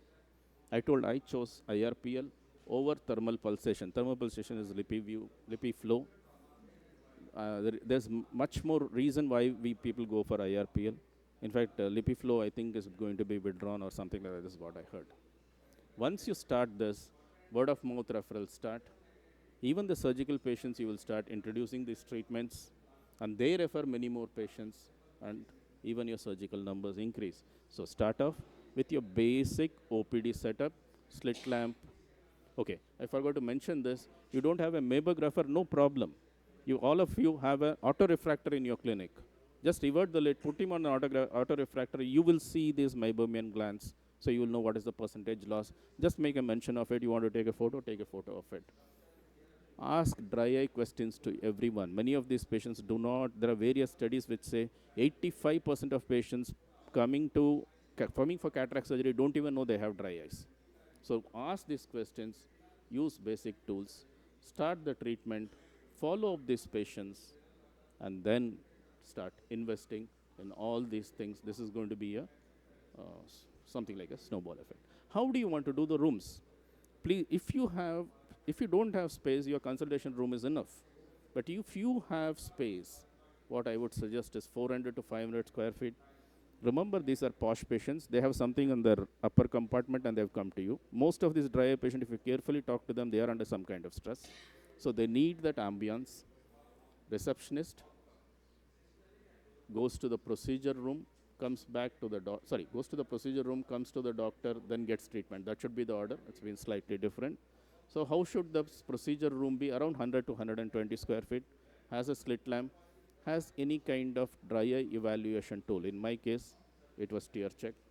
What do you do there? You do a T-bud test, meibography, lipid layer, blink analysis, What is not told is a questionnaire. When he's sitting in the room, give him a questionnaire. You have OSDA questionnaire, OSDA 2 types, OSDA 1 and OSDA 6. 6 is a smaller one. And you have a speed questionnaire. ASCRS society says use a speed 2 questionnaire, but I still use a OSDA 1 full questionnaire, 12 questions, because I'm comfortable with that. So patient checks in with a questionnaire, do the diagnostic testing, and then you send him to the doctor. Hardly takes 10 minutes for this diagnostic testing. And your optometrist can do this. When you do it in a separate room, patient is much more influenced. So in your consultation room, you're the boss. Show him what has happened to his eye. Advise what is the treatment, not just drops. Can be heat treatment, can be light treatment, or you can call it laser. It's actually not laser, it's light treatment. Or you can have thermal pulsations if you have that. Or Blefarex or LLLT. Whatever it is, advise it there and do this procedure in a third room. So total of 500 square feet, diagnostics, consultation, and treatment. This is what you do. When you look at the impact, it's not just numbers of dry eye. Completely we have underestimated this dry eye. Like I told you, 75 to 85%, last few slides. Definitely it causes a mental health burden, and even for clinicians to intervene. Let me tell you my experience when I got my first IRPL, walked out. Within a day's time, I realized how my dry eye had improved. I had dry eye with meibomian gland disease. 4 courses later, that's why I ended up buying. And how do we go about this process? ASCRS has put up this algorithm, particularly for cataract. It's idiot proof, so even your optometrist can do it. First, when the patient comes, take his IOL readings, give him a questionnaire, and when you take the IOL readings, look out for all these things, whether there is any distortion, whether there is any inferior steepening. It says record osmo and give him this is the speed 2 they have asked. I give a OSDA questionnaire to the patient. Look out for osmolarity and inflammatory markers. Herein, I would like to say osmolarity, many of the corneal surgeons, we have given up on this. It's not so good. Inflammatory markers not available in India. Just do a clinical assessment, meibography, look for staining, classify it, and start treating. The last part of the slide, what does this tear check? See, blink rate. If this is the problem, train him to blink. If this is the problem, treat the inflammation. If this is the problem, again treat him with blinking as well as inflammation, not only lubricating drops. And if this is the problem, meibomian gland disease, here we have lost everything.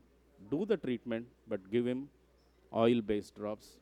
Here we can do all your other treatments. And if it is lower than that, heat treatment alone at home is enough. So what you can do is, you can split up this dry eye and then treat it accordingly.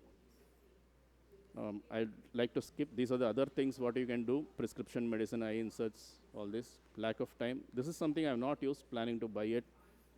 Even scleral contact lens, PROS lens you would have heard, is used for dry eyes. This will also give almost 20 to 30% profit. Thank you, and autologous TFLM. Thank you for the opportunity, Dr. Senthil. Yeah, thank you, Dr. Ilan Kumaran. Any questions? We can take one question. Yeah.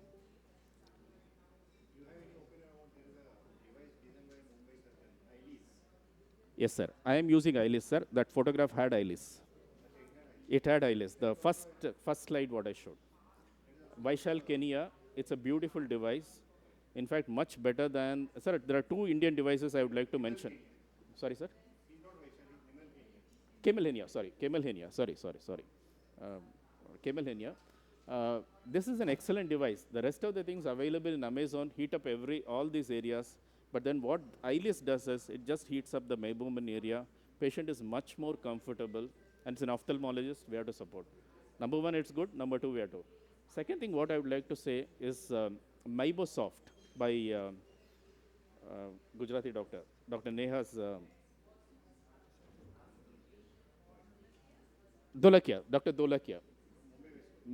That heats up, it's hardly cost less than 1 lakh, and it heats up the area and gives what a thermal pulsation, what a lippy flow can do along with this. So these are 2, I've added these 2 devices also. Yes, sir. Almost 40% profit we get, sir, after giving a discount. Yes. Sir, there is a device, fundus camera Trinetra, right? In that also dry eye evaluation Yes, is ma'am. there. How effective is that for? Yeah, I've seen that particular device. It's more of a meibographer, nothing else is there. If you want only a mammographer, there are much cheaper options available. In fact, I saw something for around 2 lakhs only for mammography. But then when you want all these things, this will cost around 10 to 14 lakhs. And tear check, you can use it for your studies also. I use it for my studies. So thank you, Thank you. Dr. Ilan Kumaran, sir. So let me go with my talk before. So how many of you are solo practitioners here? Okay, so most of you are solo. So how many of you would also like to get the advantage of being a corporate while you are also a solo practitioner? So everybody wants to do. So let me talk about a small interesting concept which we will be launching over the next 1 or 2 months. Third front in ophthalmology, a viable alternative to the corporate hospitals and the charitable hospitals, and how can we create that when we all be together. So a lot of people have tried this before, but only thing, these models have not been executed properly, and maybe I'd like to throw this idea to all of you and get your feedback, and then we evolve the model. That's the whole point of this decision thing. So as Helen Keller said, alone we can do so little, and together we can do a lot of things. So nobody can do anything alone. Like we saw Dr. Debashish and Hitesh and everybody. So we cannot do anything alone. As an individual, our capability is very limited. And when we join together with a broader vision, we can do a lot of things together. So that's what is this full concept is about. So if you see the growth of Apollo hospitals, which has started with 150 beds in Chennai, now they got almost close to 10,000 plus and growing towards 12, 13,000 beds. So basically, this was possible because a single person, Pratap Reddy, thought, how can I collaborate with so many people and how can I build a larger organization? So whether we want to be a smaller organization or whether we want to create this big organization is purely in our hands, and that will happen when we collaborate with each other. And this how networking together will be one form of collaboration, and let us see how we can do it together. So we are in a huge opportunity, like Dr. Ilan Kumaran was talking about dry eye.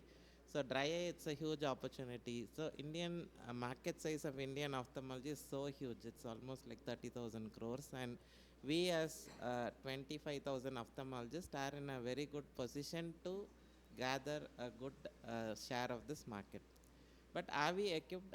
Can we achieve a huge share of this by being an individual practitioner, or do we have to move ahead from being an individual practitioner to think about how we create and grow together?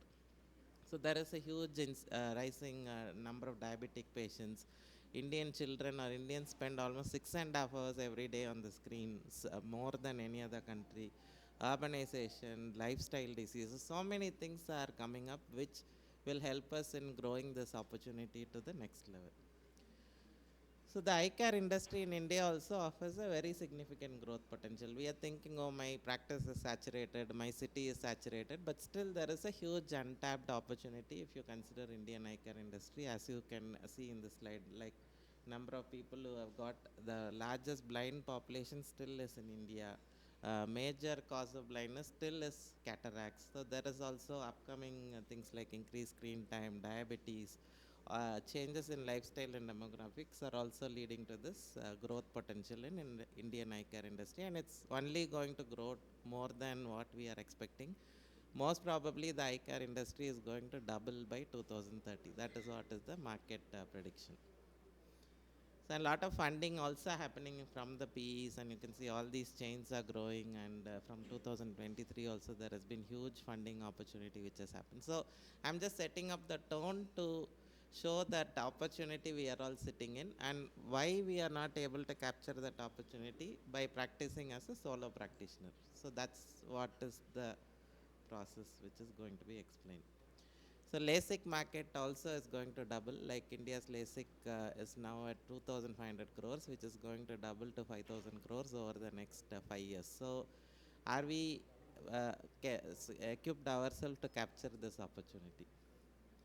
So only way to capture is by collaborating and not by practicing as an individual solo practitioner. Individual solo practitioner, there is going to be a lot of challenges from the corporate hospitals, from the charitable institutions. And the biggest challenge for us is going to be the government, because government is going to be the biggest competitor, not charitable or corporate hospital. Because if you see the state of Tamil Nadu, government hospitals are doing a very good service, so people really don't have to go to a private hospital to get basic health care. So when the government is also competing, we need to see how we can collaborate and leverage with each other. So as you know, I think this picture we have seen in our physics book, where to lift that huge load you can use a lever and then you can lift that huge load. So leverage is nothing but using other people's time. This OP stands for other people. So other people's time, other people's money, other people's knowledge, other people's skill, other people's experience, other people's innovation or interest. So only when we collaborate and when we are trying to use the other people, then growth will happen. Like there is no shame in using, lot of us say like, oh, I don't want to take loans, I don't want to take money from other person. So unless you are going to leverage, it is not possible to grow. The people who sat in the previous session, most of them have leverage. They have leveraged the labor of other people. They have leveraged finances. They have leveraged knowledge. They have leveraged skills. So the mindset change from using being a solo to using other people's a lot of efficiency and skills is also important to go to the next level. So all these big brands, for example, Microsoft, Google, Amazon, all these have come out because of collaborations. And what are we going to do about collaboration? So only way is basically a single practitioner doesn't have a huge brand value. So why don't we think about collaborating as a single brand?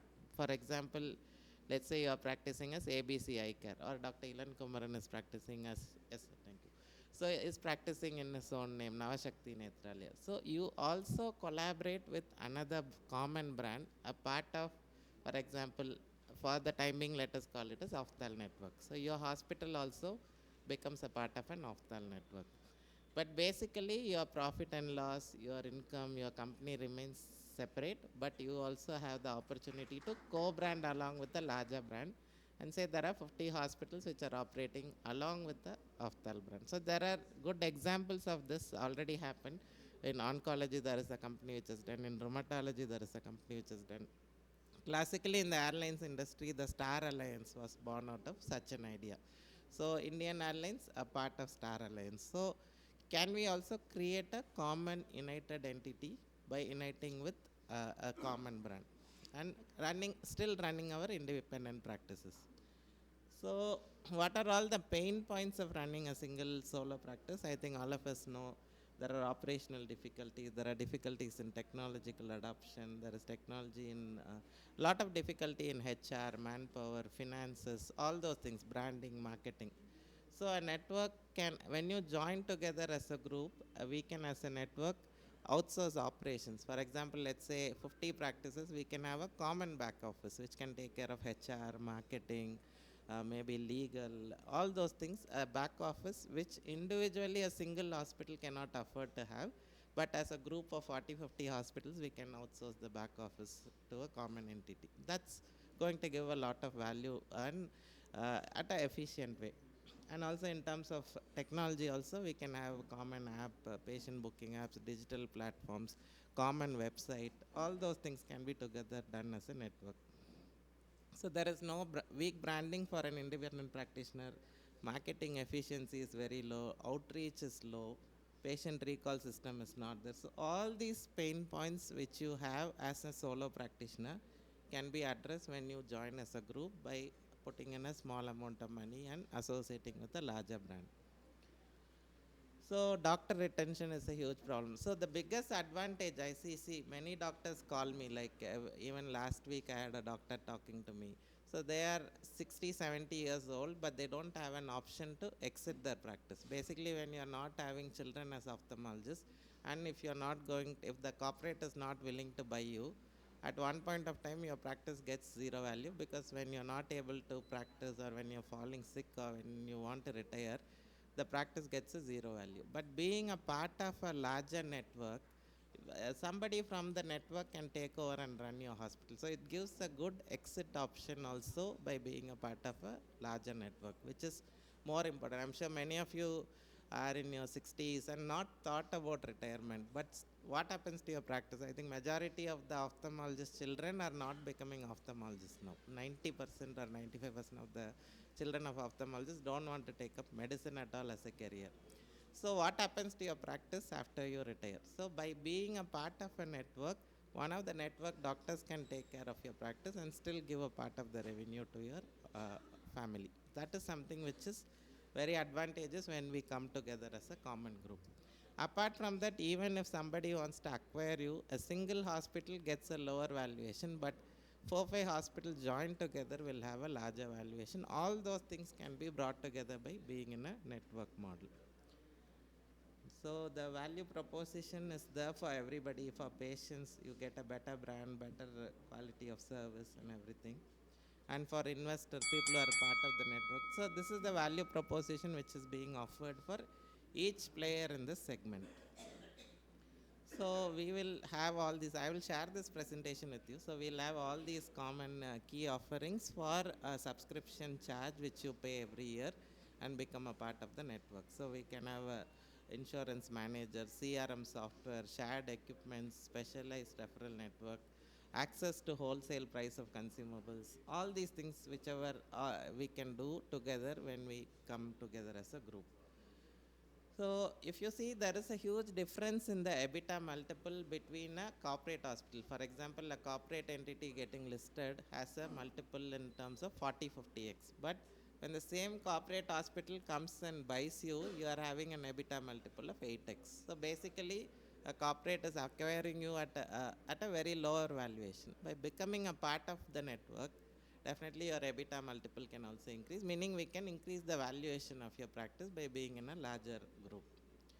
So alone your EBITDA is 8-9x, valued as together we can have 20-30x, and this can happen by becoming a part of the network. So all these brands like Ola, Uber, Zomato, they have all created similar common branding models through which they have garnered a huge valuation for themselves and for the stakeholders. So we'll be soon launching this, and I will share you more information through the WhatsApp group and everything about this network. And if you want to know more about being together and being a part of the network, please do connect to me. Thank you. I think we'll take up questions about this during the lunchtime or during the coffee break also. I'll be happy to answer you about this.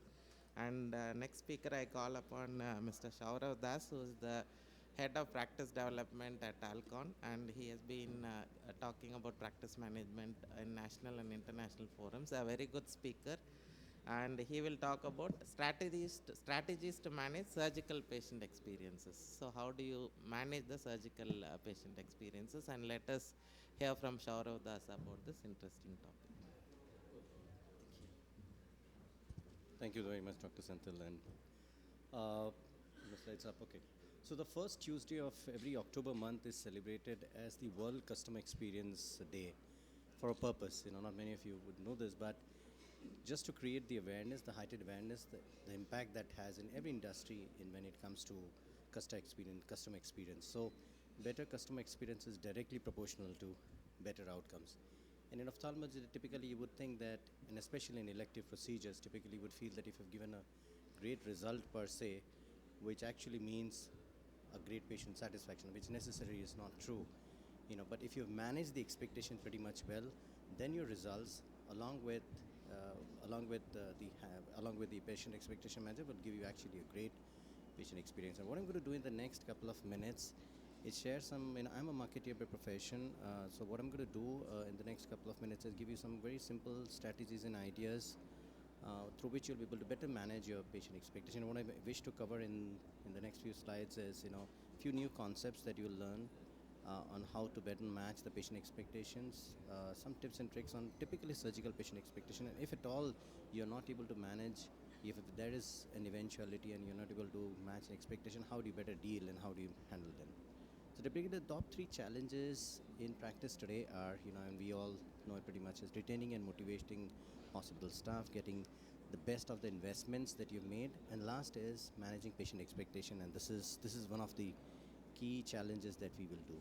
All of you have come across a situation where is sick and sick but unhappy, you know, and this is because of the fact is that because there is a delta between what the patient thought and what the patient actually got, and this is what we would which is known as the gap, and this is what we'll try to see how we can address it.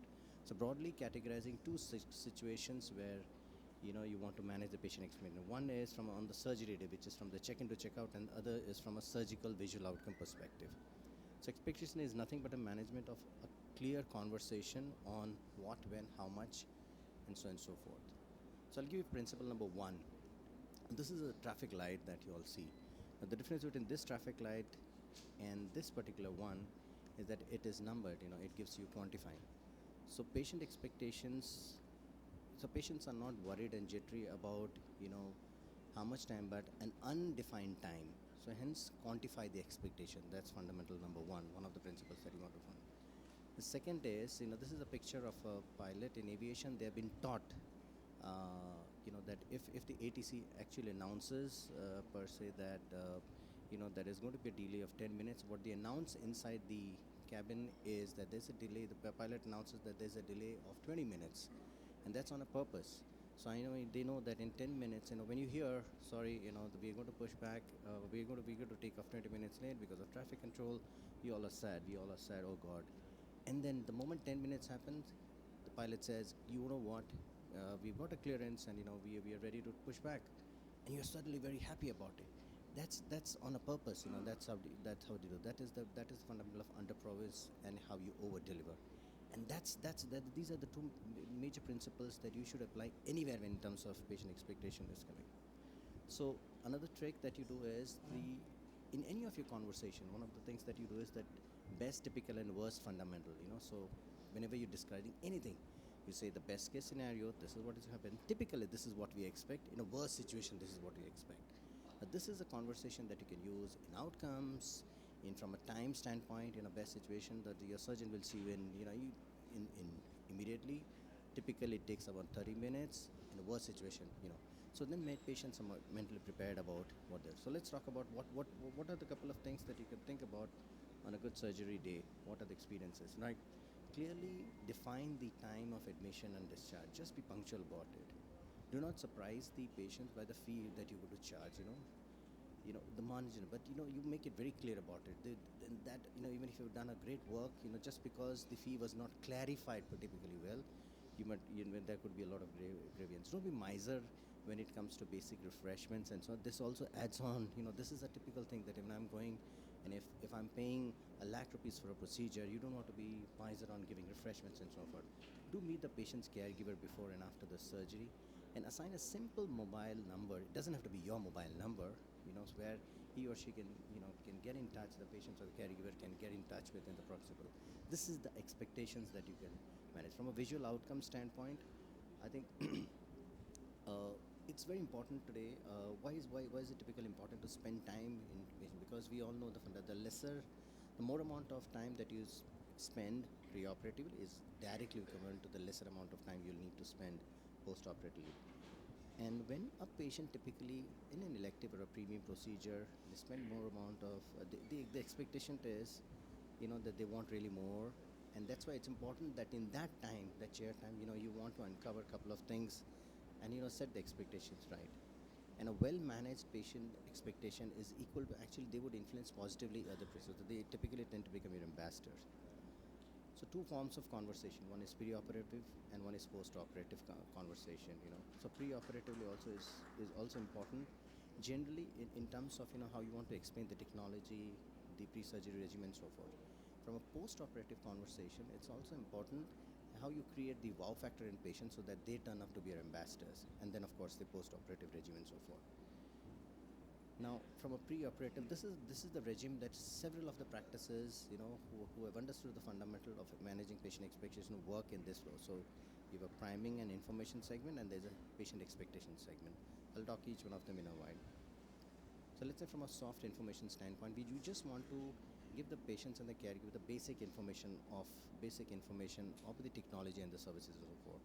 In this case, reading materials or posters which is lying over there, which typically helps, which gives them just primes them up that what is it all about. Cards which talks about the preoperative care, the options, surgical options, and so forth. So you're just warming them up for a basic conversation.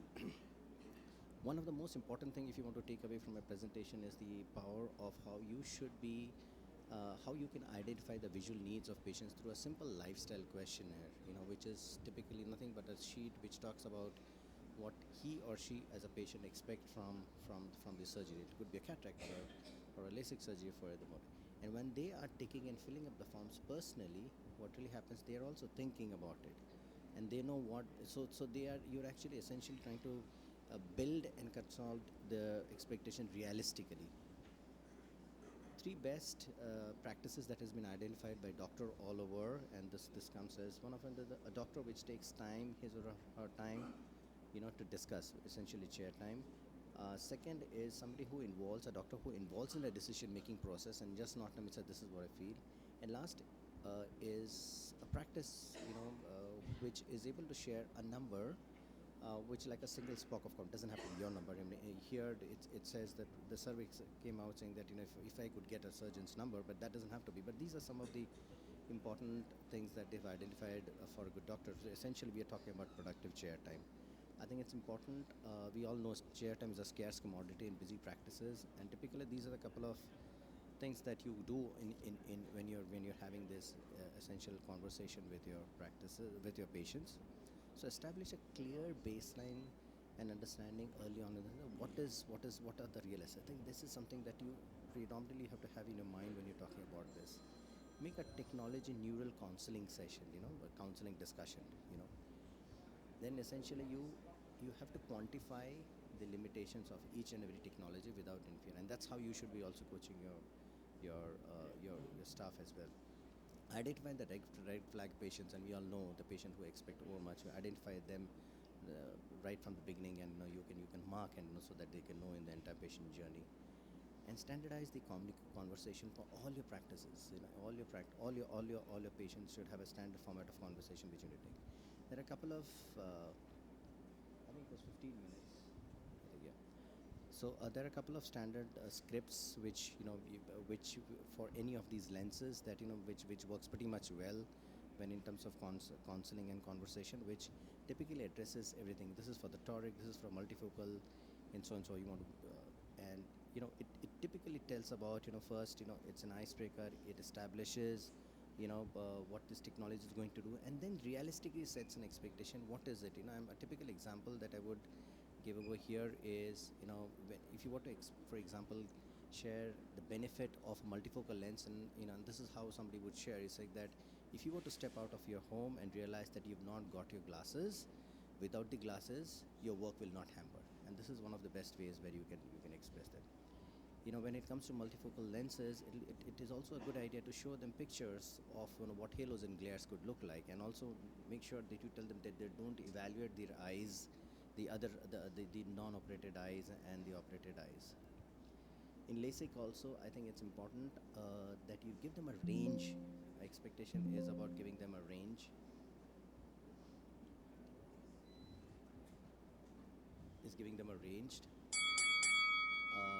Talk to them about the personalized benefits that the technology offers to you, and communicate the risk which is there transparently.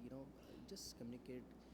Even if it was clinical, try to break it down into simplistic terms and communicate the same with them. So honest expectations and reassurance that you want to do the best is the funda to go. As a corporation, we designed a nice patient summary card, which you can also design yourself, which essentially on a table you discuss that these are the things that we have identified, and these and they sign up. There's a mutual sign up between them so that realize it accordingly. Your 6 could be my 9, and what you miss to communicate is what exactly they expect. Hence, I think just share things with them. Just show them things. Just don't tell them. It could be OCT images. It could be the child's visual simulator starts. Patient understand better when they see things. I will skip this up, and from a wow factor, I think don't miss an opportunity to create the wow factor in a patient, because they eventually will become your ambassadors when they step out of the practice. Last one, I think in a situation in terms of barrier handling, two things. If there's a genuine miss from your side, if you've done it's a genuine miss, listen and acknowledge to them, and never lose your temper. But if it is a patient's miss and you realize them, don't overkill them. We tend to overkill them by saying that देखा मैंने आपको बताया था, this is what is supposed to be. You might just win the argument, but you will lose the patient sooner or later. So if it's a mistake from the patient, just clarify and then just don't over-iterate on the fact. Good patient expectation works pretty much well if your atmosphere is also pretty much cool. So I think if your setup avails you, where the patients can be checked in less than 15 minutes of registration, if there are adequate seating arrangements in your OPD, if the washrooms are clean, this all adds up to a great patient expectation. And one of the other ways where you can manage and get more feedbacks about is when you get those feedbacks from a patient. Just evaluate the feedbacks once in a while and you'll realize. So I think in summary, invest good amount of chair time for your patients, because this is the key for patient expectations. Use preoperative tools and never taken for granted the caregivers. Caregivers are super important for you. So I think every patient that walks out from your practice is a potential ambassador. So those days are not far where, why should only patient have 6/6 vision? They should be 6/6 happy also as well. So thank you so much.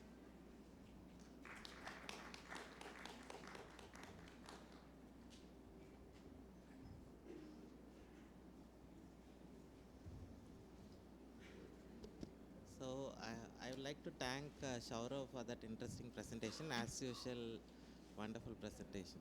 And so do you want to have coffee, or can we have this session going on? And maybe then 5 minutes, you have to come back in 5 minutes and then we can, or you can have the coffee here also.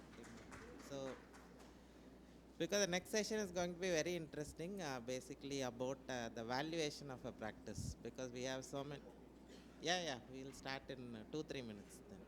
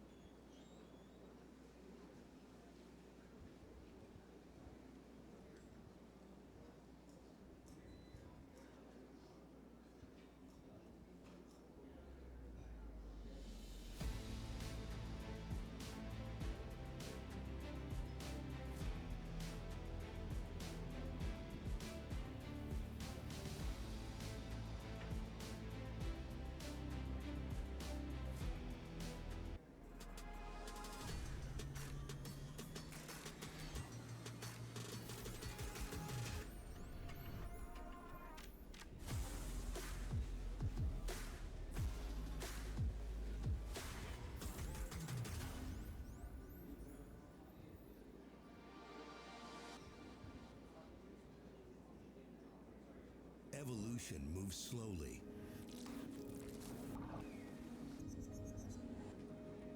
A small step forward, then another, and so on.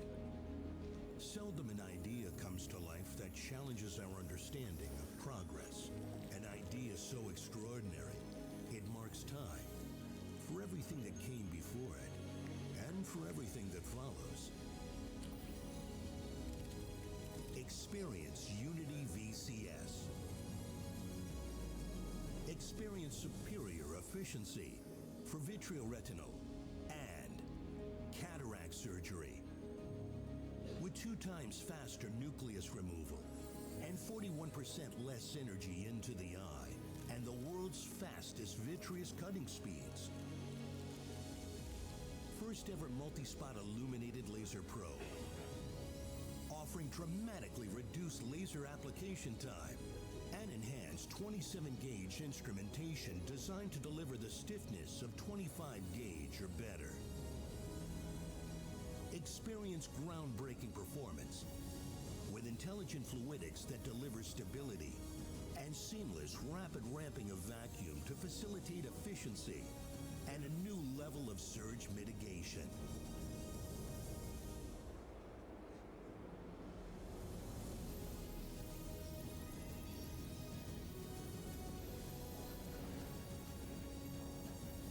Experience the future of superior surgical efficiency today.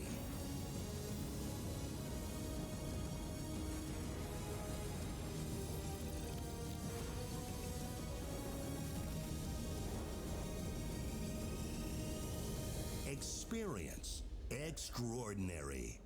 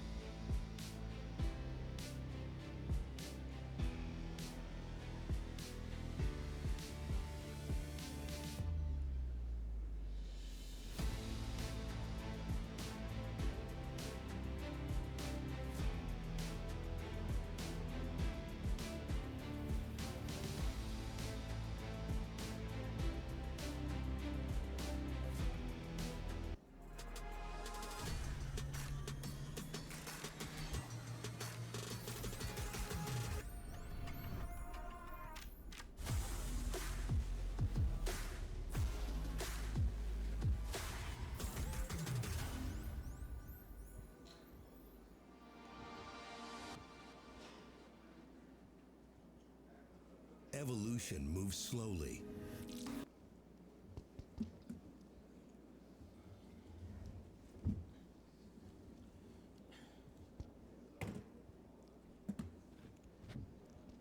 So this session would basically make you understand the nuances of valuation and the justification from the buyer to give that particular price for your practice, and also the justification from the seller as to why he is expecting that kind of a value for his practice basically. And let me start with the first question. Basically, see, when a corporate hospital gets funding, basically like when you are acquiring capital from a corporate entity or when you are getting listed, the EBITDA multiple for a corporate is say 40-50x. But when a corporate is acquiring an independent practitioner, his EBITDA which is being offered is 8 or 10x. So why is this difference, and why doesn't a small practitioner get that kind of a valuation, or what he has to do to get into that kind of a valuation? I think Dr. Mahipal said there, sir. Okay, thank you very much for having me here. First of all, I think we need to come to base level. Nobody gets a 40x of the EBITDA. So what is being traded is about 18 to 20. So that's the valuation, and there is obviously an arbitrage between what a practitioner is selling because of the simple fact that an individual practice is not a scalable entity. It is not large enough to be listed, and it's not scalable because it's usually a single practitioner dependent with a high key man risk. That means that there have been events in ophthalmology where there were very well established practices. Unfortunately, some misfortune happens to the doctor and the doctor is no more, the practice just plummets. Or if there is no follow-up mechanism, the family not being having ophthalmologists, etc. So there is a huge key man risk. That's the first thing. The second thing is that how do you scale it up? Often it's difficult to scale it up as a single individual, and I think one of the biggest problems within doctor community is their self-ego. They don't let other people kind of work with them, or it's like a banyan tree that nothing grows under it. Everything they have to do, right from a refraction to the last mile they have to do, which they do not delegate to others, etc. because they've built themselves in such a way that they don't have confidence in others. So ultimately you have to build confidence in others to be able to do that thing. So that is the thing, and then the scalability and the level at which you are and the growth rate that you are having. And an individual, just now there is pressure on growth. So if you are looking at a 5, 8, 10% growth, you are not increasing your EBITDA. So when you are looking at the scalability that is happening, the biggest example is Ayer in China. So the way they scaled up, and now there are, I think, 1,000 centers or whatever in China, and they control about 20% of ophthalmology of China. So the rate of growth is much higher. At the end of the day, what your valuation that you are getting in the marketplace is going to be worked on a discounted cash flow. And what it means as a discounted cash flow is that at the end of 5 years, where you would be, 1 rupee invested today, what it is.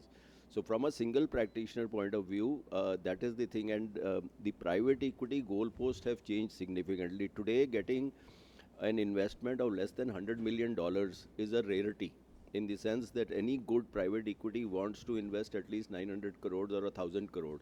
So you don't have that capacity to. So it's ultimately the people who have a private equity investment or who have the money on their own, which goes down, and then you do. This is actually an excellent opportunity today that exists for single practitioners to monetize their practice. That we can discuss later on. But this opportunity did not exist, say, a decade ago. It's only happened now, and it is a common practice in US or in developed countries that you must be having relatives and etc. there, that they kind of sell their practice before the practice diminishes and vanishes. And there are synergies that come in by joining, and that helps you grow. So answer to your question is key man risk, scale, being able to afford new technologies, being able to get a growth and looking at a discounted cash flow, and letting others also work. These are the couple of things why you are not having. And ultimately, if somebody invests, if a private equity invests in us, they may invest at 15, 16x. But when they are exiting, they want a 20, 22 x and also grow it. So there is going to be always an arbitrage which has to be there. So may I add a couple of points? So sometimes they take the valuation on PAT basis, and sometimes they take it on EBITDA basis. That's why there is a difference in the multiple. See, ultimately, EBITDA is a false narrative. It's ultimately the PAT, because at the end of the day, you have to give distribute dividend, and dividend comes only from PAT. It doesn't come from EBITDA. So, so basically, high growth companies have good EBITDAs, but their PATs are very low. Very low. So when you are ultimately being judged by the stock market, it is on PAT and not on EBITDA. So that can also account for the higher PE multiple. But it's usually the reverse. Single practitioners have a higher PAT than correct. Correct. See, the second question many of the people have is, whenever I'm going in for an acquisition, should I go for a partnership model or should I sell fully? Right, to Ramurthy sir. I think Ramurthy sir has now gone from being an individual practitioner to he has now got investments, basically like a partnership. So you are in a, so for a solo practitioner, should he go into that 51, or even Dr. Shamil can add to this after sir? Partnership or 100% say? I think that's a very important question, and it's important both for the practitioner as well as the person acquiring the practice. Obviously, the value of the practice is essentially the individual who has built up the practice. And if he's going to sell off 100% and just go away, I'm not very tempted to take up that practice, because that might be a new area, new territory where we do not have a presence. So it's not the equipment or the infrastructure. They are important, but that's not the what we are buying into, but the reputation of the person, the practice that he or she has built up over a period of 20, 30 years. At the same time, that person is obviously looking for an exit. So you can't tie them down for 10 years, 15 years. So usually what we are looking at is a transition period of about 2 to 3 years, depending upon the age of the person who is selling the practice. If he's in 40s or 50s, they may want to stay on for even 10 years, 12 years. Somebody in his 60s with both the children settled abroad might want to exit a little earlier. So there has to be a transition period. What we generally, it's not too many brownfields that we have acquired, but what we have in mind is taking on about 50 to 70% of the practice upfront, paying off right at that time, and then over a period of the next 2 to 3 years, paying them in tranches of 15% or 10%. So that depending upon, some may want to continue even for a longer period of time and continue to hold that 30% for even a decade or so and take a decision after that. Presently we are talking to a person like that. But there are others, more often they are looking at a time period of about 3 to 4 years. Till that time, that person is also involved in the practice and they get a pay salary for the work they are doing. And there's a gradual transition. It also gives us the confidence that the numbers that were promised are actually occurring. And then we put in our team and take over, and I think this is the way it works most often, and it serves both the purposes. Is there like any particular age or values, revenue of the practice. Let's say a practice having revenue more than 5 crores, which is more attractive. An younger practitioner receive more attractive, so they get a better multiple. So when should somebody actually think about selling? Or somebody doing a turnover of say 1 crore only in a year, is it an attractive target for you basically? And the age, let's say somebody is 70-year-old wanting to retire next year, would you acquire them or what? I think, age has become very relative now. Just like software professionals, the youngsters in their 40s and 50s, and there are quite a few who have the next generation coming into practice. They also don't want the headache of, running the practice administratively, but they want to still continue to have a partnership in the practice. And there are several instances like that. So it's not as if you start thinking about disinvesting or giving away your practice at the age of. It is essentially the individual's appetite.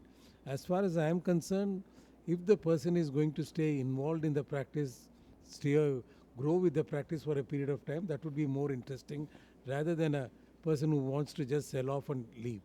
So what you're telling is, even if the practitioner is 70 years old, but still if she wants to work for another 4-5 years, you are perfectly okay with it. Even a period of 2 to 3 years, there is a gradual transition. It also depends on the size of the practice. Okay. So question to Dr. Shaumil. Like 1 second, can I just add? So basically, at least from our perspective, we have to look at how depersonalized that practice is. Okay, if the practice is totally personalized and a person is 70 and he doesn't want to work, has an ailment and things like that, he's not going to, then the multiples will go down. So what you asked in the first question, the multiples will go down because you have to actually transition the practice to a depersonalized practice, which we have to run. And as things stand today, practices, at least to us, are not pretty attractive because the hassles and everything of doing the integration and all is the same whether you are doing it for a 1 crore per year practice or a 20 crore or a 30 crore practice. So we typically prefer to have an EBITDA of at least 5 to 6 crores to look at a practice. EBITDA 5 to 6 crore meaning turnover 10 It will to be 12, double of it. 10. Yeah. So typically single practitioners have about 50% of EBITDA margin. So that's about it. But one thing where we lost him was that we prefer either the doctor to be with us or the location to be with us for a longer period. So it cannot be that the doctor also disappears after 7 years or 9 years, and the location also which normally belongs to them, that also comes back to the doctor. So there is a difference between the various groups who are acquiring, whether they have a long-term strategy or a short-term strategy. Both the people who are sitting here have majority control in their entities today. And we are the only two people who have majority control in our entities, and we have the next generation, and we are not in for short-term gains. We are not using private equity money just to buy, bulge up and maybe get out. Because for that, it's a short-term outlook for the acquirer. From our point of view, it's a long-term this thing. So either the location or the doctor has to be with us for minimum 18 years. A doctor can leave, maybe if it's a young, maybe this thing, and then there is a non-compete clause. So that is the nuances of the whole thing. It's not that you sell money, sell your practice, make your money, and just get out and put up a shop next to this.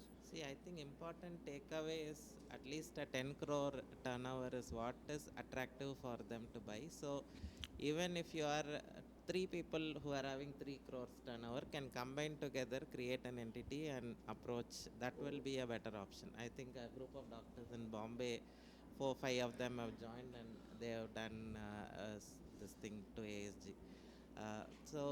Question to Shaumil, I think ASG is now focusing on smaller towns, Tier 2, Tier 3, Tier 4, and you also follow this model of acqui-hiring. So what exactly is it and how does it work? So first, in answer to the first question, they are targeting Tier 2 or smaller towns because the growth potential is there. The growth potential in cities, there is too much of competition, and most of the acquirers have acquired practice there. So there is a certain felt need in the Tier 2, Tier 3 cities, and there is a growth potential because of which they are doing that. That is number one answer to the question. The number two question? So acqui-hire, you take the doctor from somewhere and you choose a location from somewhere and you mix up the two. If you just choose a location, then it becomes like a greenfield center. If you just take the doctor with the location of the doctor, it becomes a brownfield. But the very reason why you are not taking that center is because that center has limitations in terms of it expanding. So you take the best of both. You take the center which is capable of expanding, and you take the doctor who is capable of expanding that center, and you mix up the two. That is acqui-hire. Or do you also take a doctor who has, say, 1 crore turnover and put him in a bigger center? Yes, that's exactly And you what pay I him mean. a value. That actually, technically, we used to call it 15 years ago as brownfield shift. Okay, it's a model. So acqui-hire can be people like, okay, let me give examples. For example, Dr. Harsh Kumar, Dr. Lalit Verma, Dr. Dinesh Tarwar, Santosh, Babu, etc., Mukesh here. These guys are working in government institutions and they have a following. So technically, they don't have a practice, but they have a practice. Like Ditial is the latest acqui-hire, I would say, for Agarwal's in Delhi. So the point here is that somebody who has a name, who has a base, who has a practice, but does not have a practice. It's a government practice, but the patients will follow. So that is what we, at least in my language, or this thing, I call it either a brownfield shift or an acqui-hire, what you want, and we give those doctors ESOPs to become part of it. So it's not a upfront valuation. You may give a little upfront valuation, etc., for their goodwill, but that's what is called as an acqui-hire. That's in my knowledge, that is the thing which we did maybe 15 years ago. So I think what ASG is trying to do is basically there is a small practitioner in a town which has got a potential. Yeah.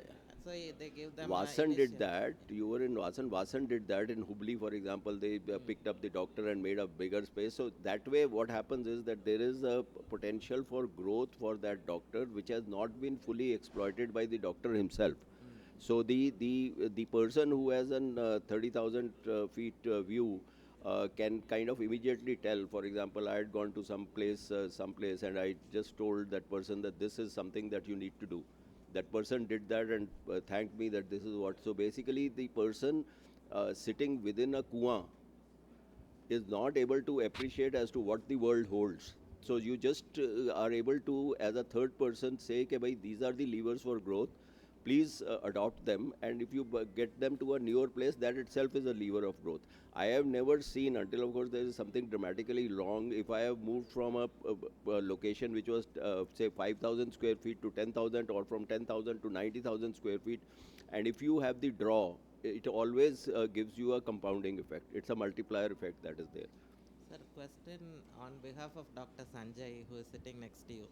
So let's say you value him at 10 crore for his value. So how does that, and he wants to sell 100% of his practice. So how much does he get upfront, and the remaining when does he get, and what is the process, and what are the classes, and how actually does he get 50% upfront, or how does it work? Or Ram, I think both of them don't do acquisition model at all. What do you mean? No. You all don't do acquisition model, No. right? So What do you mean? He does it in a. So what he says is that if you want to 100% acquire him. No, we do 100%. That's not a problem. We are open to anything between 51 to 100%. That's not a problem. There are, for example, Agarwals don't do anything less than 100%. Ram also wants more of a JV model. We are open to anything. That's not a problem. The way I would. So in answer to his question, Yeah. let's say if you're doing a 100% acquisition, Yes. how much amount would you pay upfront, and how much? Okay, amount so would you that totally depends on the negotiations that go on. But typically, again, there are variances. For example, we want the person to prove an EBITDA next year.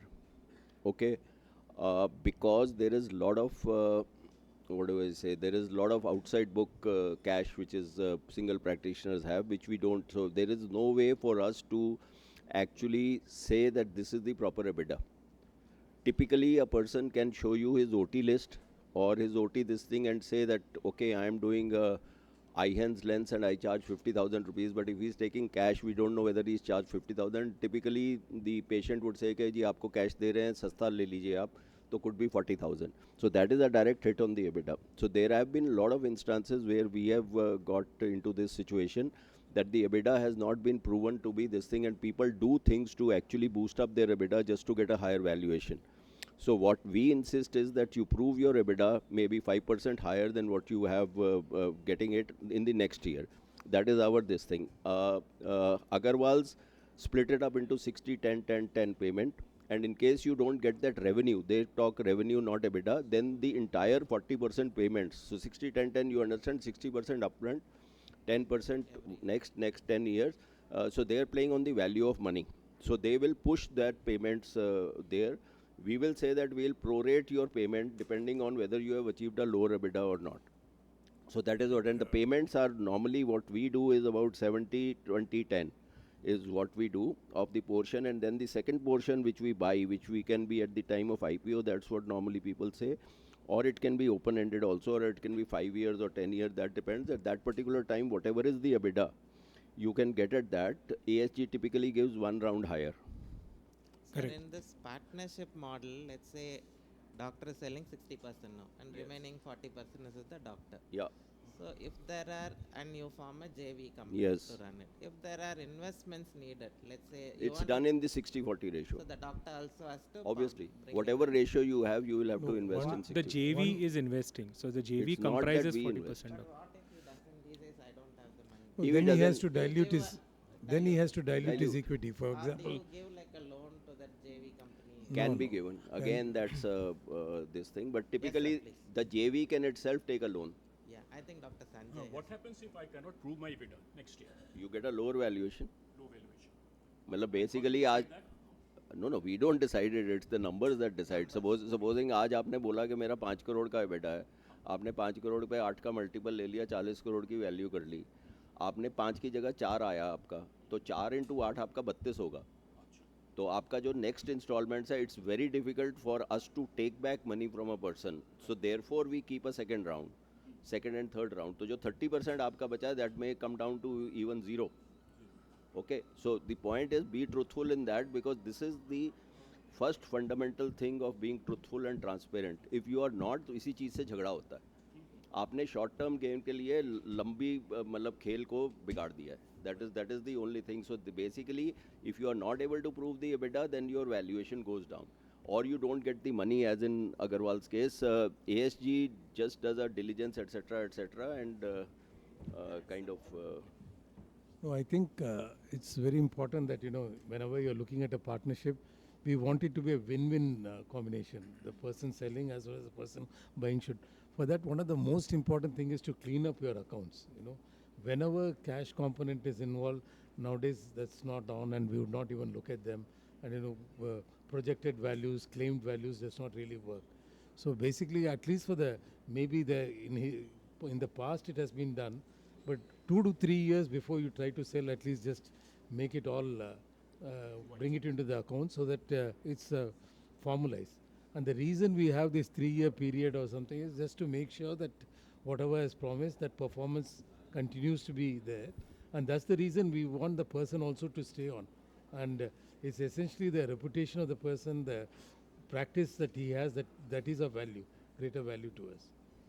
So what happens, the other common question is, what happens after the 3-year period? Like, what kind of non-compete you have with the doctor? Should he No, not practice within that 3 kilometer? What is the typical non-compete? We have that.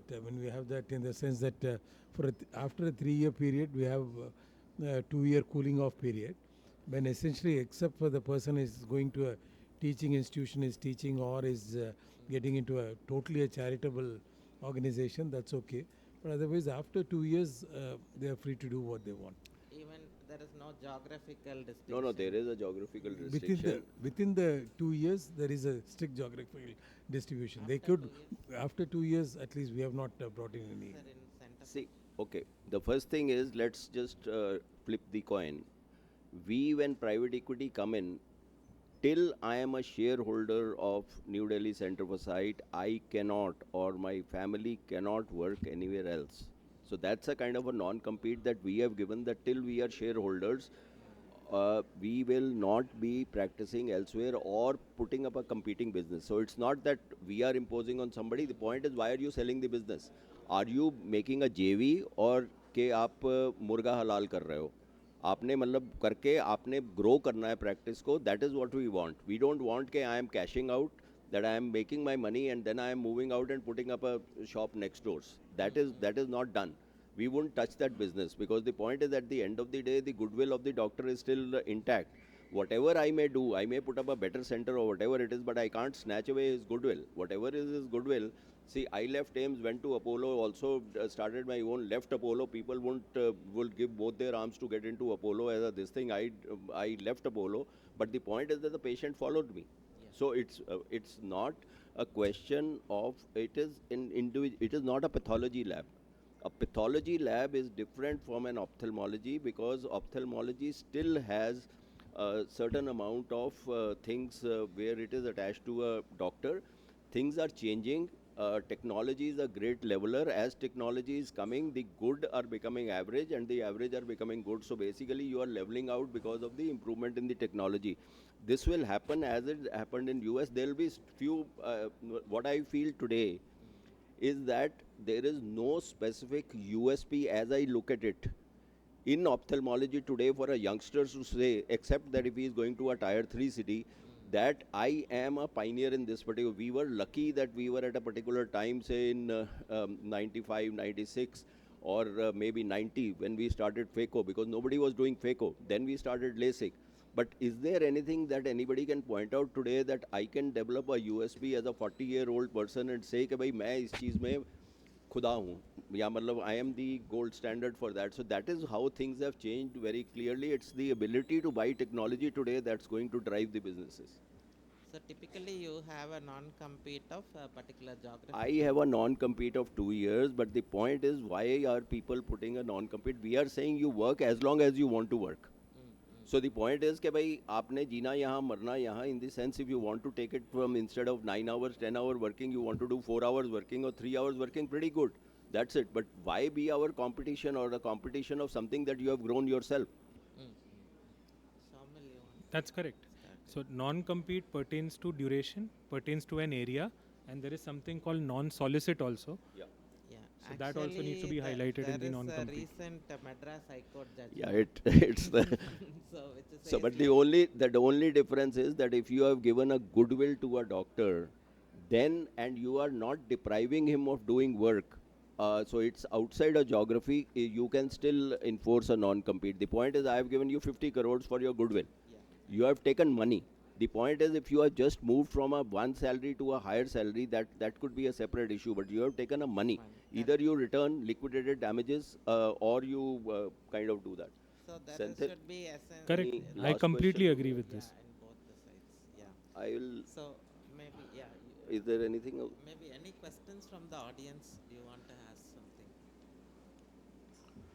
Like maybe I think. Thank you.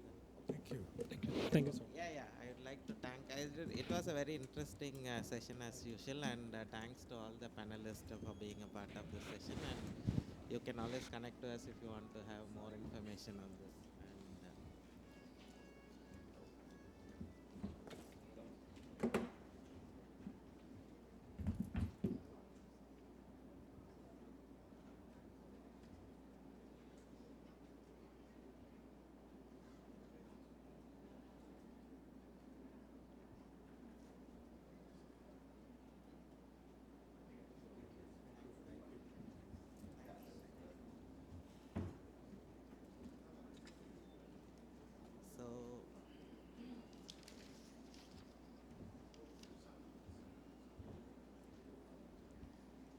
So is Dr. Sanjeev Desai here? He was supposed to talk on overseas visiting surgeon opportunities. I think he's not here. So Nikhil Nasta, Dr. Nikhil, he was here. Okay. So then can we go to the panel discussion? Shaurav Das is here. We can.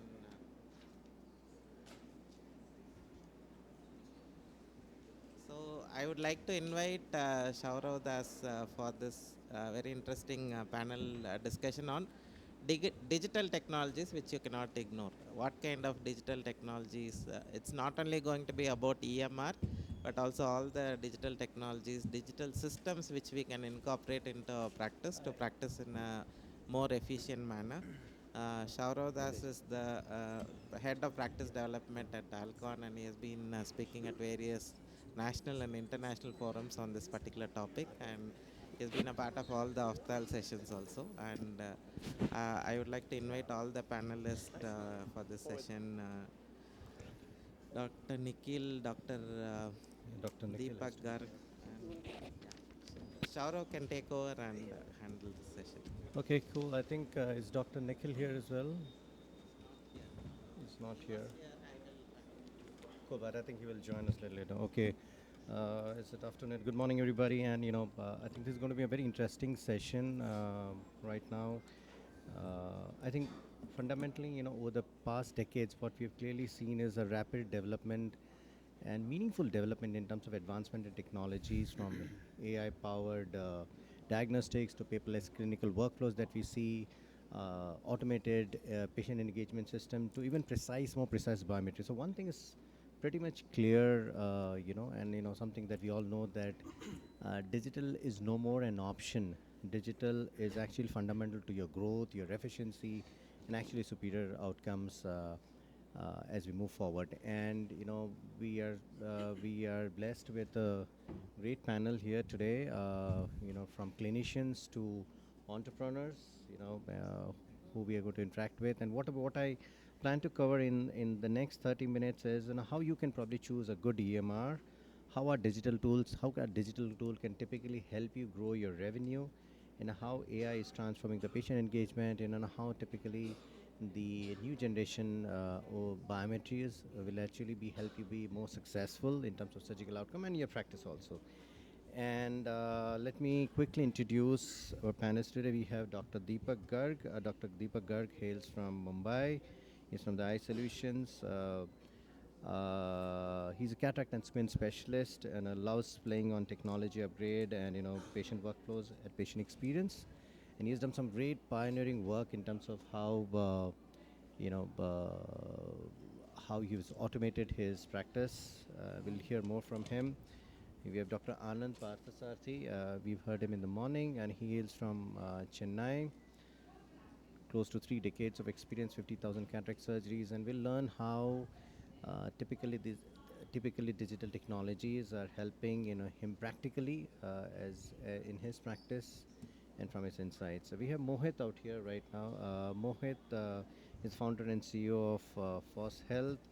His company is up there building some great innovation in terms of AI. He's trying to make life easier for all of us. And we're going to learn some very interesting insights on how AI is shaping up in the days to come, and how newer generation innovations are helping make more scalable practices. So we'll hear from you, Mohit, as we move forward. Okay, so starting from from a very fundamental question, I want to ask all the panelists that in 2026, can ophthalmology practice realistically grow without digitization? What are the risks typically that one is posing? And let me start with Deepak. Thank you. Honestly, I think in 2026 and even a year earlier, maybe, to continue to practice without digitization is a really big challenge. I think, of course, we can't scale. By scale, I don't mean opening multiple centers, but even if you want to grow your practice from 20 to 40, 40 to 60 patients, it's extremely difficult to do it without digitization. And then the most important challenge that I actually find in my practice is personalized and timely follow-up. Your injection patients needs a follow-up. Your cataract patients need to know how they are doing. We need to know how they are doing post-surgery. All of that is not possible without digitization, and you will lose patients without it. Perfect, makes sense. Dr. Partha, how do you think about it? I mean, is it viable if somebody were to have an orthodox way of saying that, I will not accept digitization? I mean, what are the threats that he or she is posing? I'll probably take you back. When I was working in Singapore, they identified 3 specialities that were going to go completely digital. That was no writing. The first was dermatology, dentistry, and ophthalmology. So the concept of digitization for ophthalmology is not new, and the advantage we have is it is repetitive. We got 2 eyes, they're exactly the same. So you are actually just taking one organ and repeating it. So in terms of The requirement, definitely, because I work in the IT sector and I have patients coming back and giving me a bad Google review. This is 5 years back when we used to give paper bills. So I think that's critical. That's true. We are seeing this instances quite pretty often, and exactly. And I always say that it's more into because today, patients will not call them patients for them, consumers for that matter. They're visiting a mall. They're visiting various places where he or she is treated so differently, and why he or she, and he's privy to the whole concept of a paperless work, when he goes to a mall and he's having all this experience, and then he tends to compare, I think, and pretty much right, Dr. Patsadi. What do you think, Mohit? Yeah, I think when we wake up in the morning, we touch our phones. So we are already digital in some ways, right? Right. We order food. We look for destinations to go for vacations on phone and everything. So I think we are already digitized in the way we work. It's just a matter of switching into our hospitals.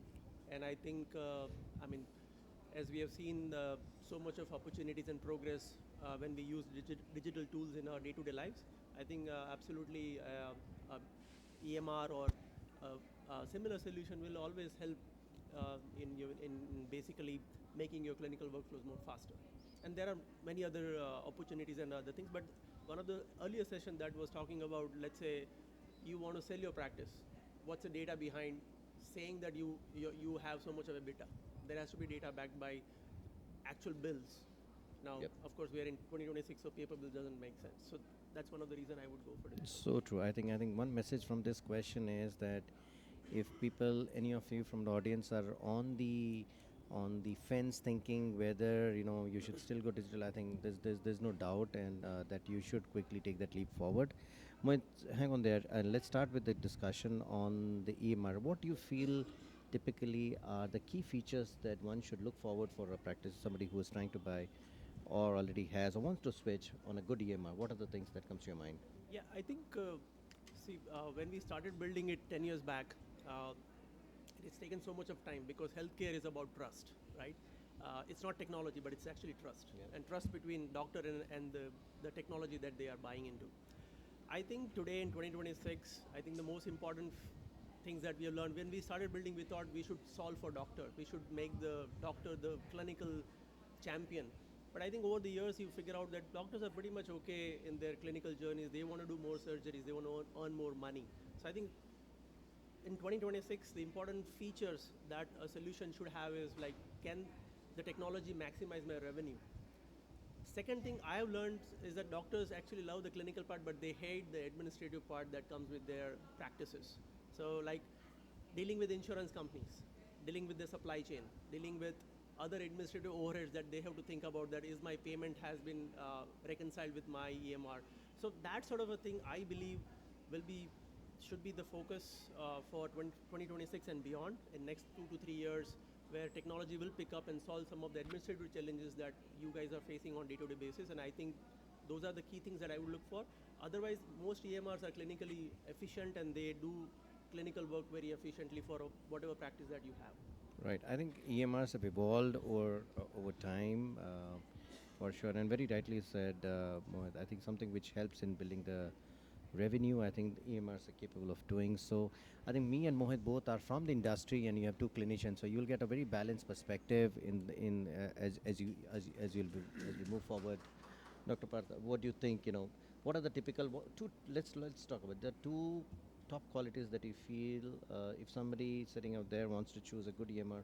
What is that a good EMR should? And there are several options available today in the market.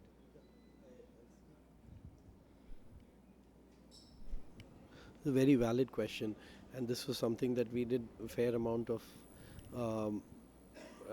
research before we decided, and I did evaluate a fair number, and including Mohit's. And what we struggled was, how do I not get involved in the implementation? That was the challenge. True, very true. And I've realized in single practitioners, because almost each decision ends with you and the responsibility also ends with you, that was a challenge when we need to try and take a decision. So if it can be doctor agnostic in terms of implementation, I think that's the first thing. That is, you're not involved with each step, wherein the requirements, luckily, as I said, there are only about 5 touch points. So you have a reception, you have an optometry, you do the doctor, dilatation, recheck, pharmacy, and opticals. So these are the 5 touch points, and that is repeatable across. So if the flow can be improved and it can run without the doctor's input at the initial part, because I evaluated even the big hospitals. Like I know, if you're aware, Arvind has an EMR, LVP has an EMR. So I evaluated them. I realized that was just too much of input required from the doctor's side. So I wanted 2 things. One, I think the era of having a server inside the hospital is gone. So you are looking at cloud-based almost definitely. The second part is in terms of ease of flow, how long if a patient, because now you have 3 categories: patients who come for surgeries, patients who come for a checkup, and it's a acute redness, conjunctivitis, allergy. So how long for a turnaround time for each of these is what you need to evaluate. If a patient just comes, can you put protocols which I can simplify the flow from A to Z? I think that from that point of view is what the turnaround time. So, and I'll add on to one other point, especially since Mohit brought it up with respect to insurance. Insurance is going to be something that is not going to go away.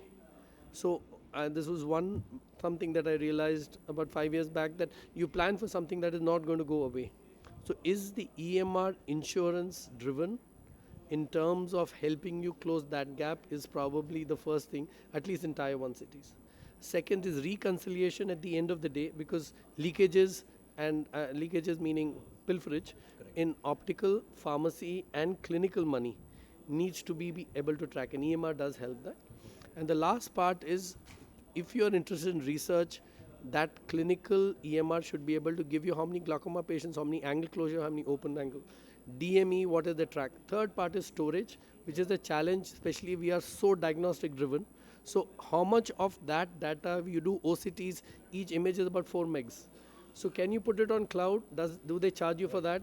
And imagine you do a glaucoma workup, you got fields, you got fundus photo, you got RNFL, and you're doing an analysis. The whole value of that image itself per eye will be about 16 megs. So are they charging you for that? Perfect. I think you brought up a very important point, and that was also in my list of questions to ask is, the dilemma between, is a cloud-based EMR storing data, is it safe, or is it a server-based? Any thoughts? And what do you prefer? Do you have what are the myths around it? No, I'll tell you. I think I remember we did not trust banks at one time. Yep. And today we park our money in banks without thinking. I remember when Gmail apps was launched, where you put your own domain name and use the Gmail system. Companies were worried that their data will be read by Gmail. Today, that's not an issue. So to have local servers today is a massive headache, actually, to run the whole server. Even the investment is a headache. And I don't think, there are systems to prevent data theft and leakage. I don't see an option apart from cloud storage. I did have a server at one time. There's a lot of cost to a server also, even from real estate space. And last, I want to just add for EMR, apart from all that was mentioned, even analytics of your data is something that every EMR doesn't give us the way we want. Just by giving you a list of all your patients, etc., that's not analytics. Analytics is when you read into that data and say how many OCTs, what did they have, so you know what is happening in terms of a trend. So that's my addition to the EMR point. Yeah, I just add, so again, why a doctor wants to take an administrative challenge of managing a server, right? It's an administrative challenge. Like, there's a server sitting in your room and you have to worry about it all the time. That if it is functioning well, you have to rely on IT people to come and help you sometimes. So I think we are already using Gmail and all kind of apps that are completely cloud-based. Absolutely. So I think cloud is the way to go. Cloud is the way to go, absolutely. One more point, and I want to ask this to the clinicians, that how do you feel a good EMR can actually help in your top line? How is it helping typically, and how does one should how they should be looking at? I can give you from first, I call them the frontliners. That is my staff who manage the reception, the staff who manage the optometry. So I call them frontliners because they are customer first, right? So they are customer facing. How are they? Do they find it easy? Absolutely. It's because some of our patients require, imagine 4 glaucoma drugs with one lubricant, with one. So it's 5 5 to 6 prescription. So I realize if you have these sets, which now most EMRs have, and it makes life definitely easier in terms of their level to be able to turn around a patient. That is, you finish that, they're able to send the patient after the doctor closing.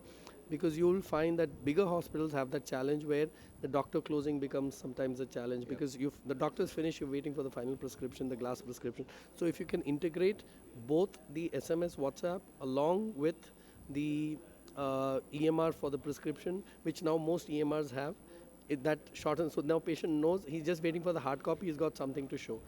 I found that in terms of ability, if you look at now absolute numbers, 15 to 20% you can increase the number of patients seen by a doctor in terms of Wow, efficiency. that's massive, guys. I mean, that's really massive. I mean, if that's the number, that's a huge. I think it's really worthwhile spending every penny, in the capabilities of EMR. Thanks for bringing that up. And what are your thoughts now? To add to, he spoke about efficiency. What I will add to it is just follow-ups. I mean, even if you give timely follow-ups, reminders to patients who need to come in for a glaucoma checkup, for an injection, it will be massive.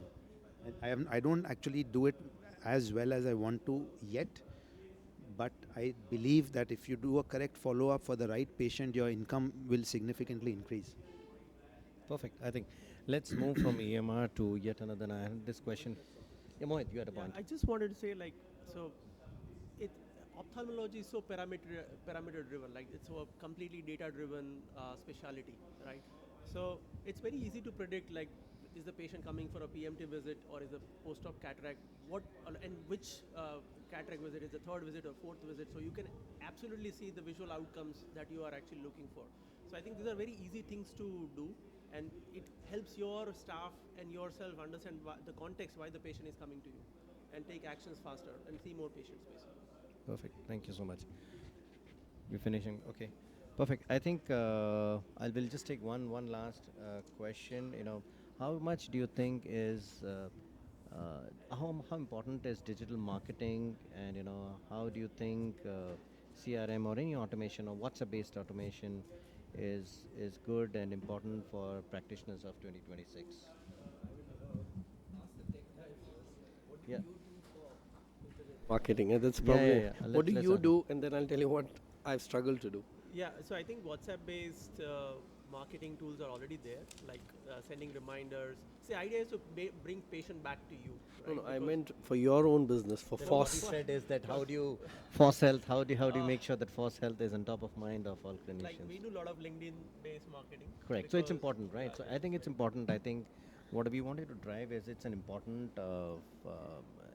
and something that you really cannot ignore.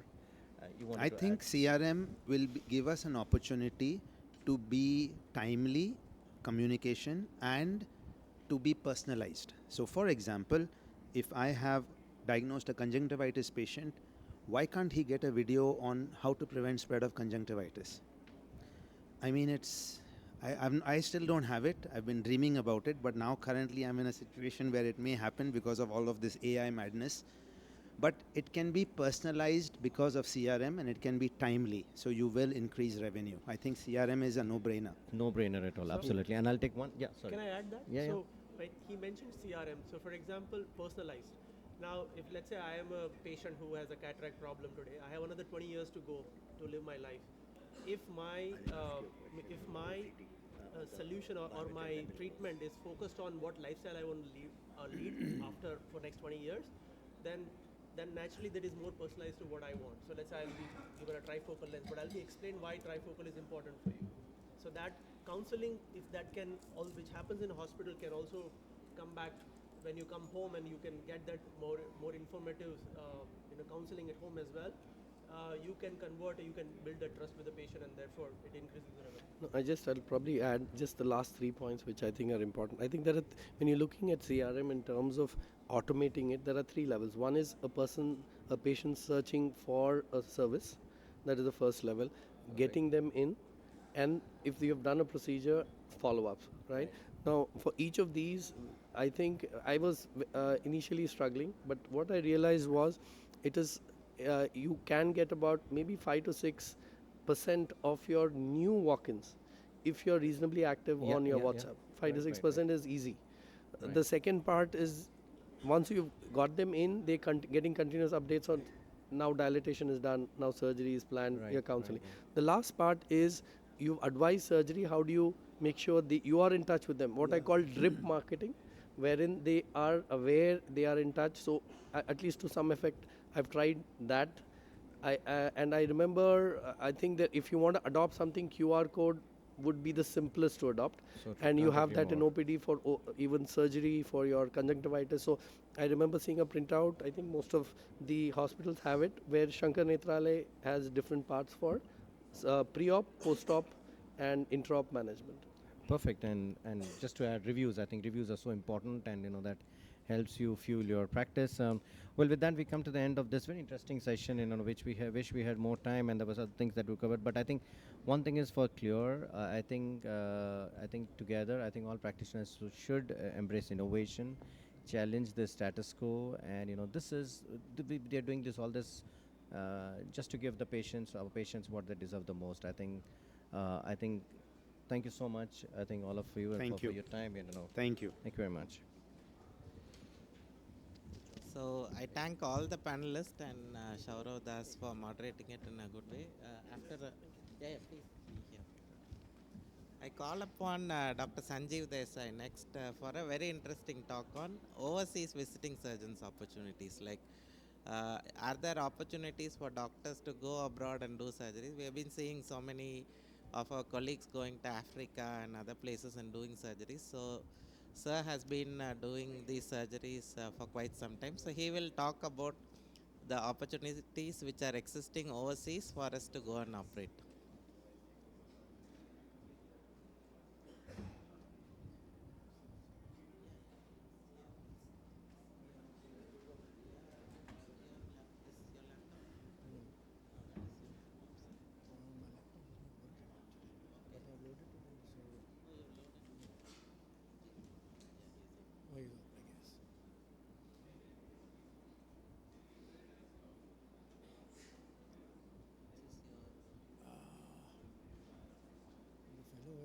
Somewhere.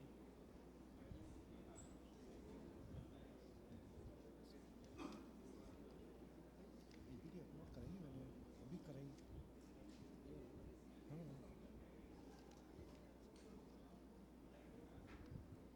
उसमें किसी add में तो नहीं डाल दी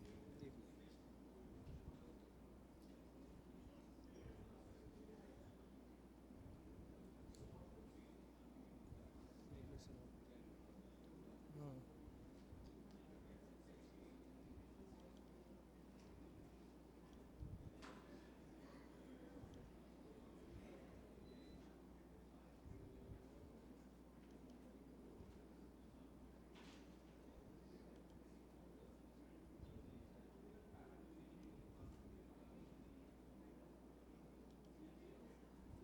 Is the mic on? All right. So first of all, good afternoon to everybody, and I thank Dr. Senthil for inviting me here to talk to you about my stories and insights into ophthalmology work for our surgeons in countries overseas. So my first story is about expedition to Ghana and about how volunteer surgeons can help upskill local ophthalmologists. So Ghana is a country on the western side of Africa, and I used to work in a place called Tamale, which is up north, and this is the surgeon I helped train, and he was the only surgeon looking after 2.5 million population in the north of Ghana. So the primary goal of the project was skills transfer in small incision surgery, and the secondary goal was to improve quality of cataract surgery and increase the cataract surgical rate. So we did a lot of outreach camps to collect patients and bring them back to the base hospital. And the technique I used was one-to-one hands-on training in SICS. First, to do a couple of surgeries, show how it is done, and then ask the surgeon to do surgery himself while assisting him and observing him and supervising him, and then allowing him to do independent cataract surgery. So this is the staff I worked with, and these are some of the patients we treated. Now, altogether, we did 57 cases together. And the end point was the surgeon should be able to do 5 cases independently. And he actually ended up doing 8 cases independently in a fortnight I was there. So did we succeed? Of course we did. He became a confident and independent surgeon, and if this slide doesn't convince you, then this photograph surely will. Then you see at the bottom block there, the surgeon self-evaluated himself and sent me an email 2 years later saying that he can now do 46 SICS surgeries every day. And he did 122 SICS in 3 consecutive days. So this is the power of volunteer surgeons who can go and upskill people in overseas countries. Then I went 5 times to Cambodia after the killing fields went silent and Mr. Hun Sen was in charge of the country. And I worked in several places, including the north of Cambodia, and down south you can see a circle called Kampot. So this was a project under the Rotary Club of Singapore, and they set up various eye care units all over the country. The idea was that the few surgeons who were there were doing intra-cap surgeries. This was in the late 90s, and we wanted them to shift to ECCEs. So they equipped all these new units and we trained the surgeons over there. So when I went to Kampot down south, I set up the clinic over there, including the SIP lamps, the microscope, and all the equipment, and trained the local surgeon over there. But 1 year later, when I went there, I found out that the OPD was abysmal. They were seeing only 3 patients every day in the OPD, and the surgeries were limited to 9 extra caps a month. So I called the staff and a meeting with them and tried to find out what the problem was. And we discovered that you can see the dots down below, but this is in the south of the district. The patient drainage from the south of this district, but nobody was coming from north. So I sent into motion some discussions, meetings with community health workers, the medical directors, and decided upon an outreach program. So relying on the outreach camps we do in India, I had handbills and posters made and publicity done in the northern part of the district. And we ended up doing 87 cases in a 3-week period. And you can see that the OPD has jumped tenfold. And the surgical rate has improved from 9 surgeries a month to about 9 surgeries a day. So this is the kind of impact we can do as volunteers overseas. So the question now is, how do you get started?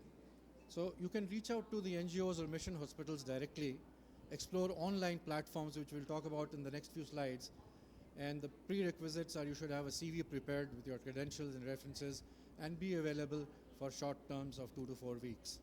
So the best bet is to contact Rotary and Lions Club locally in the country. And they always have overseas programs somewhere or the other.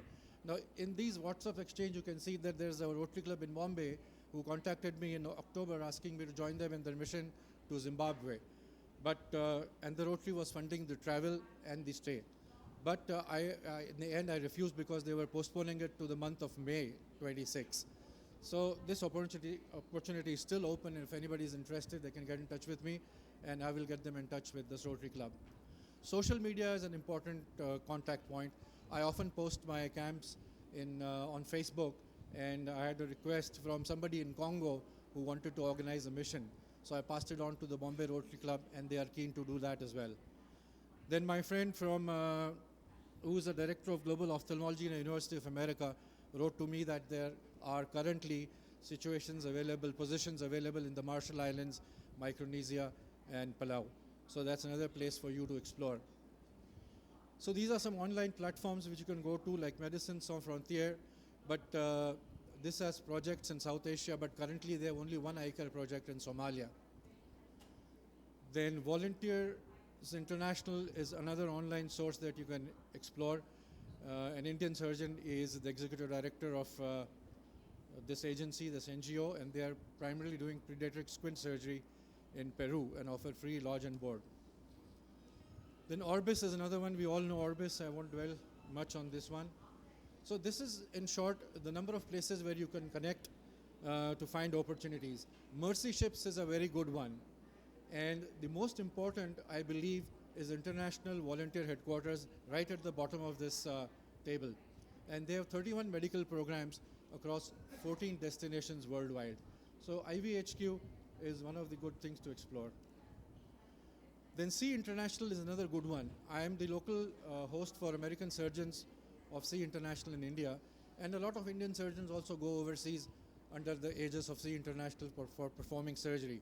And this is a picture of my friend Dr. Janak Shah from Bombay and his wife Preeti, who have made 65 overseas trips to various countries of the world. There are at least 12 countries that they have visited as surgeons, volunteer surgeons. My third story is about a locum tenens in Seychelles. So Seychelles is an archipelago of about 47 islands in the Indian Ocean, and I was working in Mahé for about 6 months on a locum tenens. So it's a beautiful country, paradise. You work and you enjoy your life on the weekends. So locum tenens, as you all know, is a short-term assignment. You earn some income while you're working over there. It's work and play rolled into one. So where do you find locum tenens? One of the good online sites is locumtenens.com. So that's one site that you can go to and explore the opportunities available currently.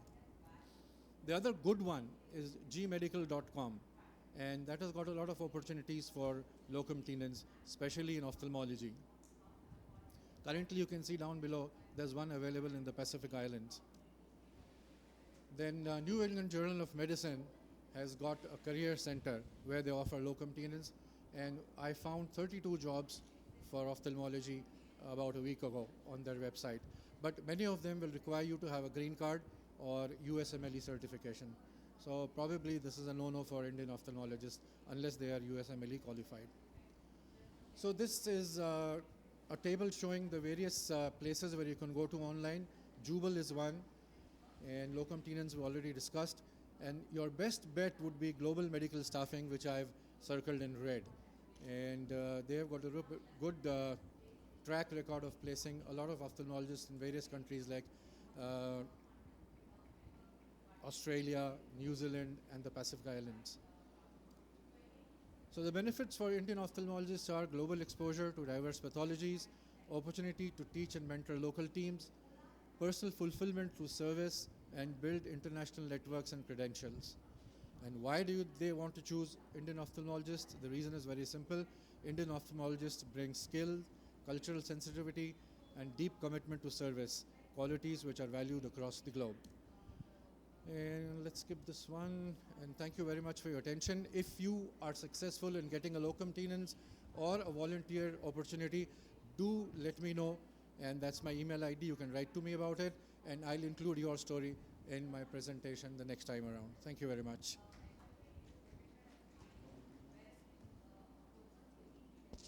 Any questions to Dr. Sanjeev Desai?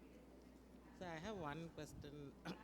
Is this also possible to look at this as a revenue generating? I think most of the missions you have said there is no financial involvement. Is there also opportunities for doctors to go operate and also earn some money? Oh yes, I mentioned my third story, which was a locum tenens in Seychelles. I was working there. This was in 2021. And at that time around, on the locum job, they were offering me about 1.5 lakhs. And so that's pretty neat. And one can make income on a locum tenens, but on a volunteer basis, if you go out there, you won't make any money. They'll offer you free passage, lodging and boarding, and that is it. But on a locum tenens, you get a payment. And now the payments have increased tremendously. So I hope that answers your question. Yeah. Thank you. All right. Thank you, Dr. Sanjeev, for that nice explanation, and also very interesting to see that beyond India, we can even go abroad and do surgeries where there are places in need. Dr. Hari, do we have Dr. Hari here? Dr. Nikhil, there are 2 more sessions. Dr. Hari, come. So basically, Dr. Hari is an ophthalmologist from Hyderabad, and he has been actively helping a lot of ophthalmologists on the insurance front. And as much as we have time, Dr. Hari will be answering questions on insurance, basically on your insurance billing. Dr. Hari is very good in those questions.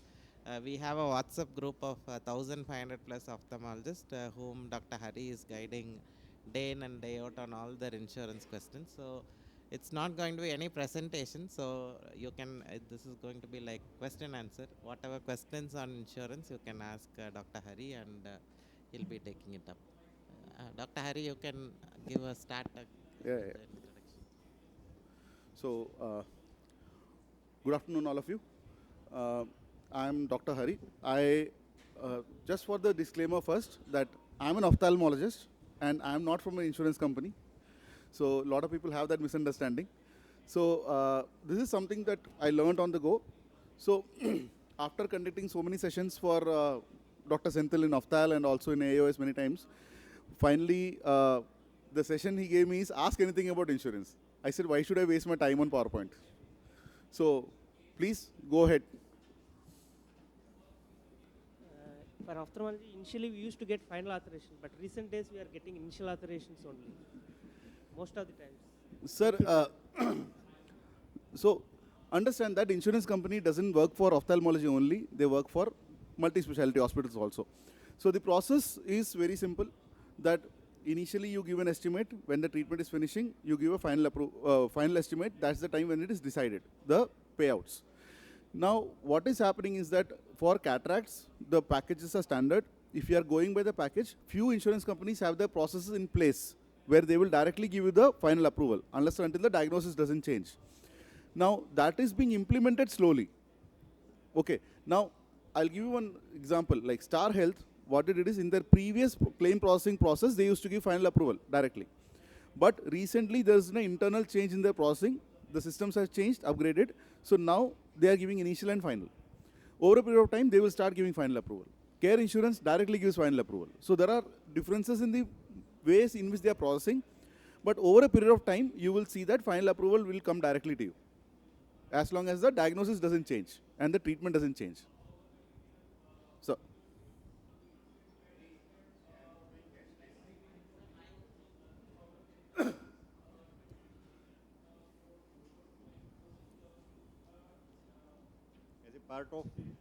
As a part of Bombay Ophthalmology Association official policy, I'm not doing cashless. But for reimbursement also many insurance companies ask so many things.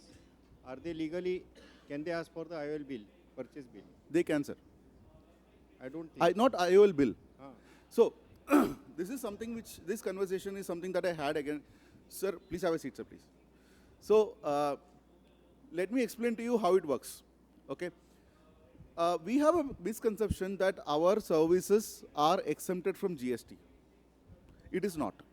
So when you talk about GST, there is something called goods and services tax, right? So it clearly mentions there are goods and services. So when you look at these two aspects, there is healthcare goods and healthcare services. Now, if healthcare services are exempted from GST, healthcare goods are not. You buy a Band-Aid, GST is applicable. You buy tablets, GST is applicable. You buy any warmer or even a Vicks inhaler, GST is applicable.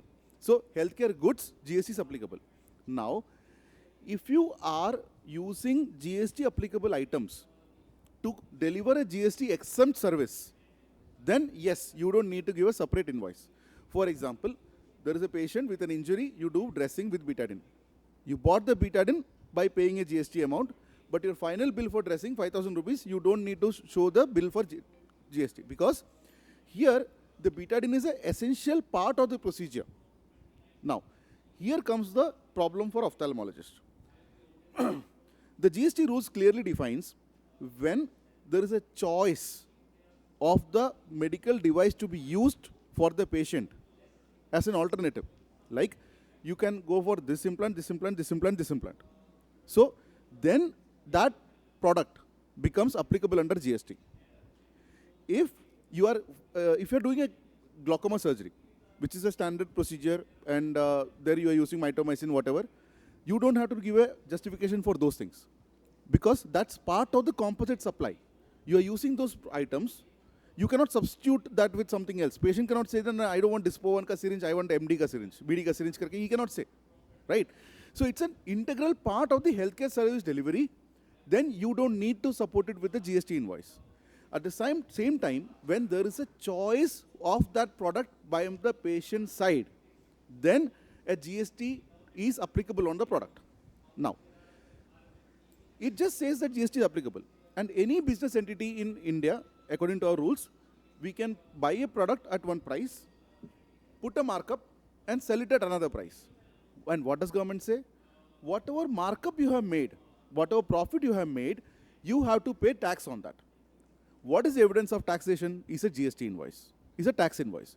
So that's the reason whenever you give a breakup bill for a cataract surgery, insurance companies ask for a tax invoice. Now, they don't ask for the purchase invoice. Be clear on that, sir. They ask for a tax invoice. So if you give the purchase invoice, you get that amount. If you give the tax invoice from somewhere else, you get that amount. So whatever tax invoice you produce is the amount at which that IOL is priced at in that claim process. But tax invoice is mandatory, and they are correct in asking for a tax invoice. Sir?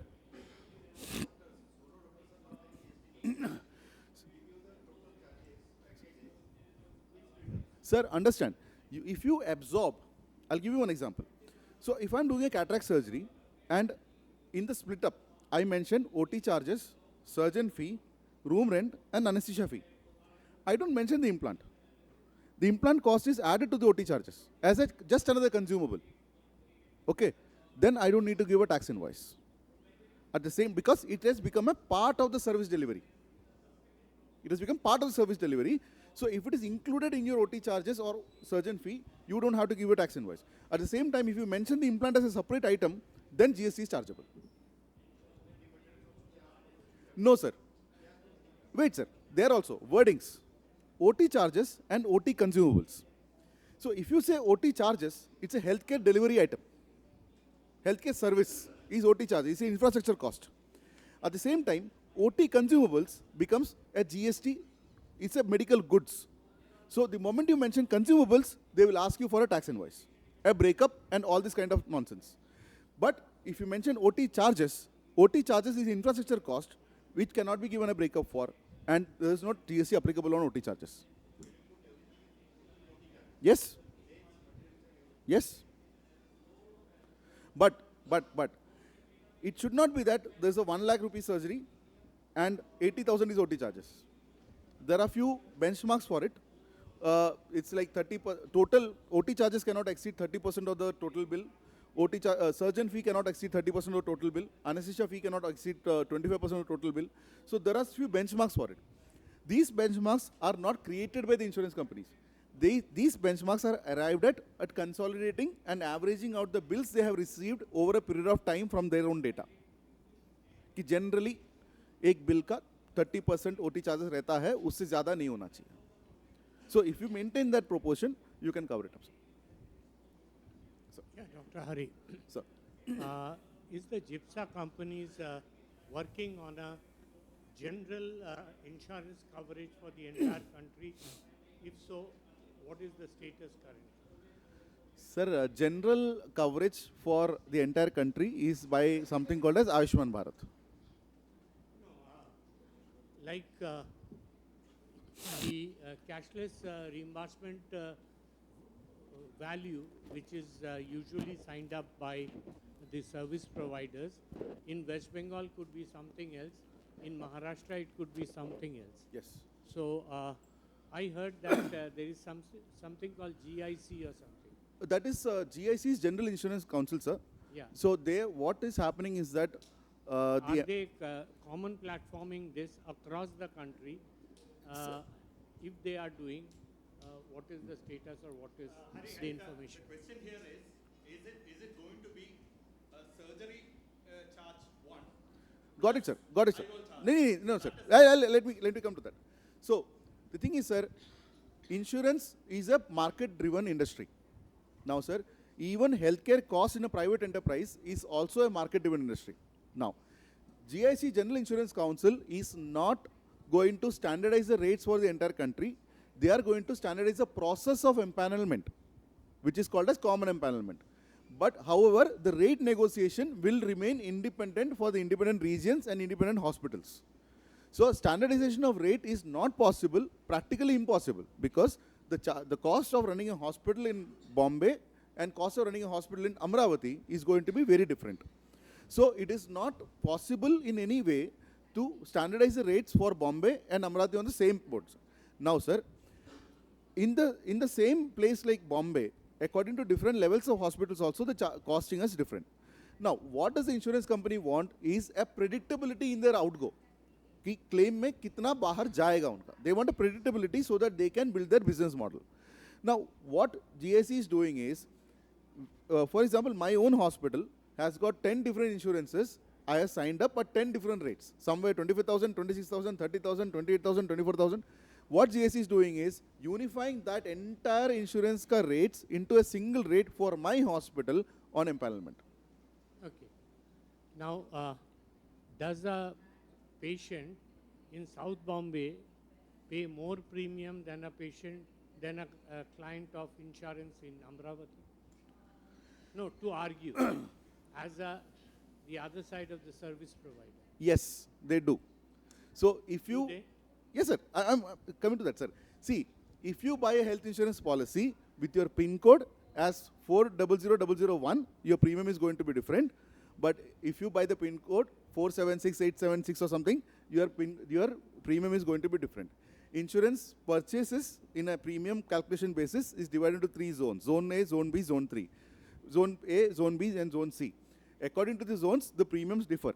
Now, understand that, sir, insurance company is not standardizing the cost for the total outgo for the patient. If the patient is paid a highest premium, he is going to have a higher disease sublimit. And as a hospital, we can harness the entire sublimit, sir, how much ever you want, according to the patient's capability and our billing techniques. I can give you an example where my hospital has got a surgery cost fixed plus an implant cost. When you add up total, according to the patient choice, the package can vary. It can vary from 33,000 to 1,20,000. And insurance companies, according to the patient's sublimit, sanctions the amount. If the patient has got a sublimit, they will sanction the entire amount. If there is a difference, they will ask to collect from the patient. So this is, this is the system that is practiced on.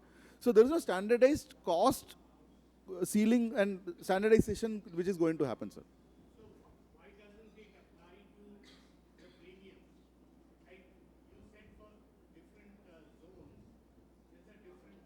Yes, sir. So that insurance is costlier. So I may be staying in South Bombay, but for many reasons for work I am in West Bengal. So I'm getting my surgery done in West Bengal. So in that case, my premium that I have paid should go to there. So I'll tell you, sir. Now, wait a minute.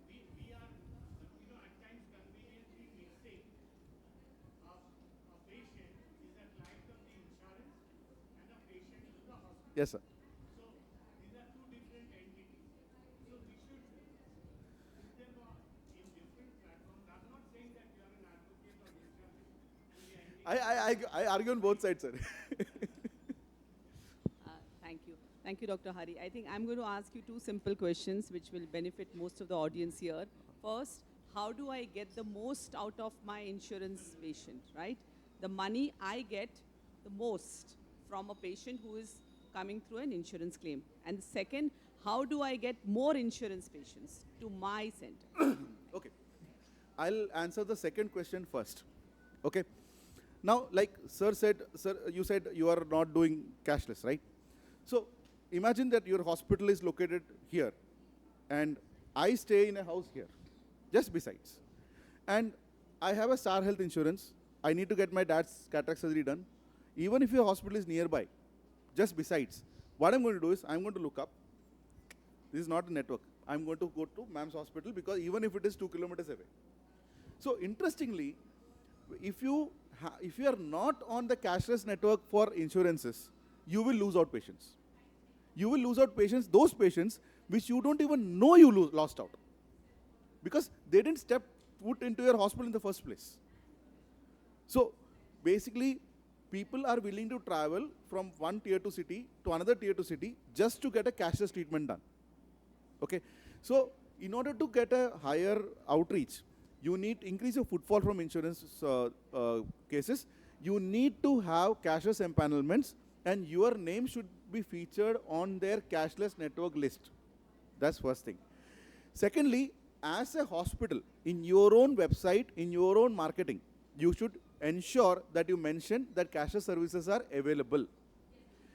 Third is that if a patient comes and inquires at your hospital, from your chowkidar to the doctor, everybody should be aware that which all insurance network you cater to and what is the way it is processed. Okay? So these are the three ways in which you can increase the footfall. Next, coming to the billing practice, how to get a maximum out of it. So the hospital at a cashless agreement, we sign a rate with the insurance company. So that I am going to undertake a certain surgery at so-and-so cost. So that cost can be, for example, take it as 30,000.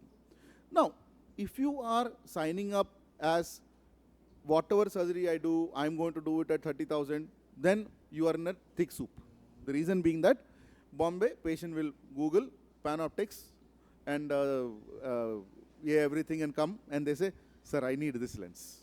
Even before the doctor has seen on the street lamp, the patient will be like, मेरे को Panoptics से operation कराना है. That's, I think, what's going to happen in a lot of places. Now, the moment the patient takes out his insurance card, you realize, oh, I have signed up an agreement with the insurer for 30,000 only. You cannot bill more than that. So, this is the problem where you sign up an agreement like that, where you will blanketly do all cases at 30,000. At the same time, if you restructure it, your agreement with the insurance company has to be flexible. Flexible in the sense, what a lot of hospitals are done now, even insurance companies are doing is, they are disconnecting the implant cost from the surgical cost. So they are standardizing the surgical cost for the hospital, like 24,000 for the cataract surgery plus implant cost. So depending on what the patient needs, what the patient opts for. So if the patient opts for a Panoptics, yes, you can add the implant cost to the surgery. So understand that if you have signed a agreement for 24,000 plus implant cost, Panoptics cost MRP is 95,000. So you cannot bill that patient more than 24 plus 95. Irrespective of what your tariff says. You might print 1.5 lakhs on your wall, that is immaterial. But you have signed an agreement which says 24,000 plus implant cost. Now, if you go abide by this agreement that you yourself have signed, you will not lose even a single rupee. How? Every patient's insurance policy, 99% of cases will have something called as disease sublimit. So, disease sublimit is for cataract. Even if the insurance policy is for 20 lakhs, 30 lakhs, doesn't matter. It will have a disease sublimit of 20,000, 30,000, 40,000, 50,000, whatever. Now, at this time, your package and everything, bill is coming to 1.1 for Panoptics, and patient has a limit of 50,000. The insurance company, what they will do is, they will approve it for 50,000, balance to be 60,000 to be collected from the patient, they will mention it. So, the way you can have best out of your insurance patients, highest cash flow out of insurance patient, is first to have very good insurance billing tech methods, where your agreements are improper, it is flexible, it is open, where you don't have to, think much of it, you don't have to be afraid to put a higher implant. Next, your billing system. One more example I'll tell you, sir. So, if your agreement mentions cataract and they have spelled cataract with a K, your bill also should mention cataract with a K. Why? Because your bills and your documents should be idiot proof. The person processing the bills at the insurance company are 10th standard fail. So think like that and then process. So वो लोग क्या करते हैं? जैसे LKG के बच्चे, ship and sea, mountain and sun, match the following. Your bill should be that easy. If the insurance claim processor opens up your bill, opens up your agreed tariff, your bill terminology should match that terminology in the list verbatim. If they have made a spelling mistake, please copy and paste it. So that that guy doesn't have to fire it up to the next person, कि इसको pass करूँगा नहीं करूँ. It should be like match the following, pass, tick, next. Your payment will not be delayed more than 2 weeks. Now, one more aspect you should understand is pre-hospitalization, hospitalization, and post-hospitalization. So whenever you admit a patient, the time of admission to time of discharge is what is covered under cashless. Anything before is pre-hospital, anything after. Okay. So what I say is, in cashless insurance processing in the bill, what is included is whatever happens from the time of admission to the time of discharge. If you do a scan 1 day before that is not covered in this. If you give medicines one day after, it is not covered in that. So you will be able to harness that pre-hospital expenses to a certain extent, post-hospitalization expenses to a certain extent, directly from the patient, which is reimbursable for the patient. So I just gave you around 4,000 to 5,000 extra revenue per patient. Yes, ma'am.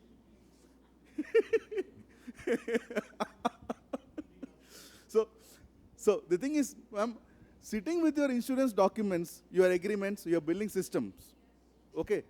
So it just needs that microscope to look into the wordings. It needs your microscope to look into the terms and conditions. And I can assure you, just by reviewing and auditing your hospital process in the existing number of patients and existing number of surgeries that you're doing, you should be able to get a 10 to 20% of jump in your revenue without any doubts. Okay, and I think a lot of hospitals have been in contact with me for this. So thank you, and thank you, I can Dr. go on. Hari. This can continue. Maybe you can connect him offline. I'm around, ma'am. I'm around. You can connect him offline, and it was quite a wonderful session from the morning. I think we started at 8:30.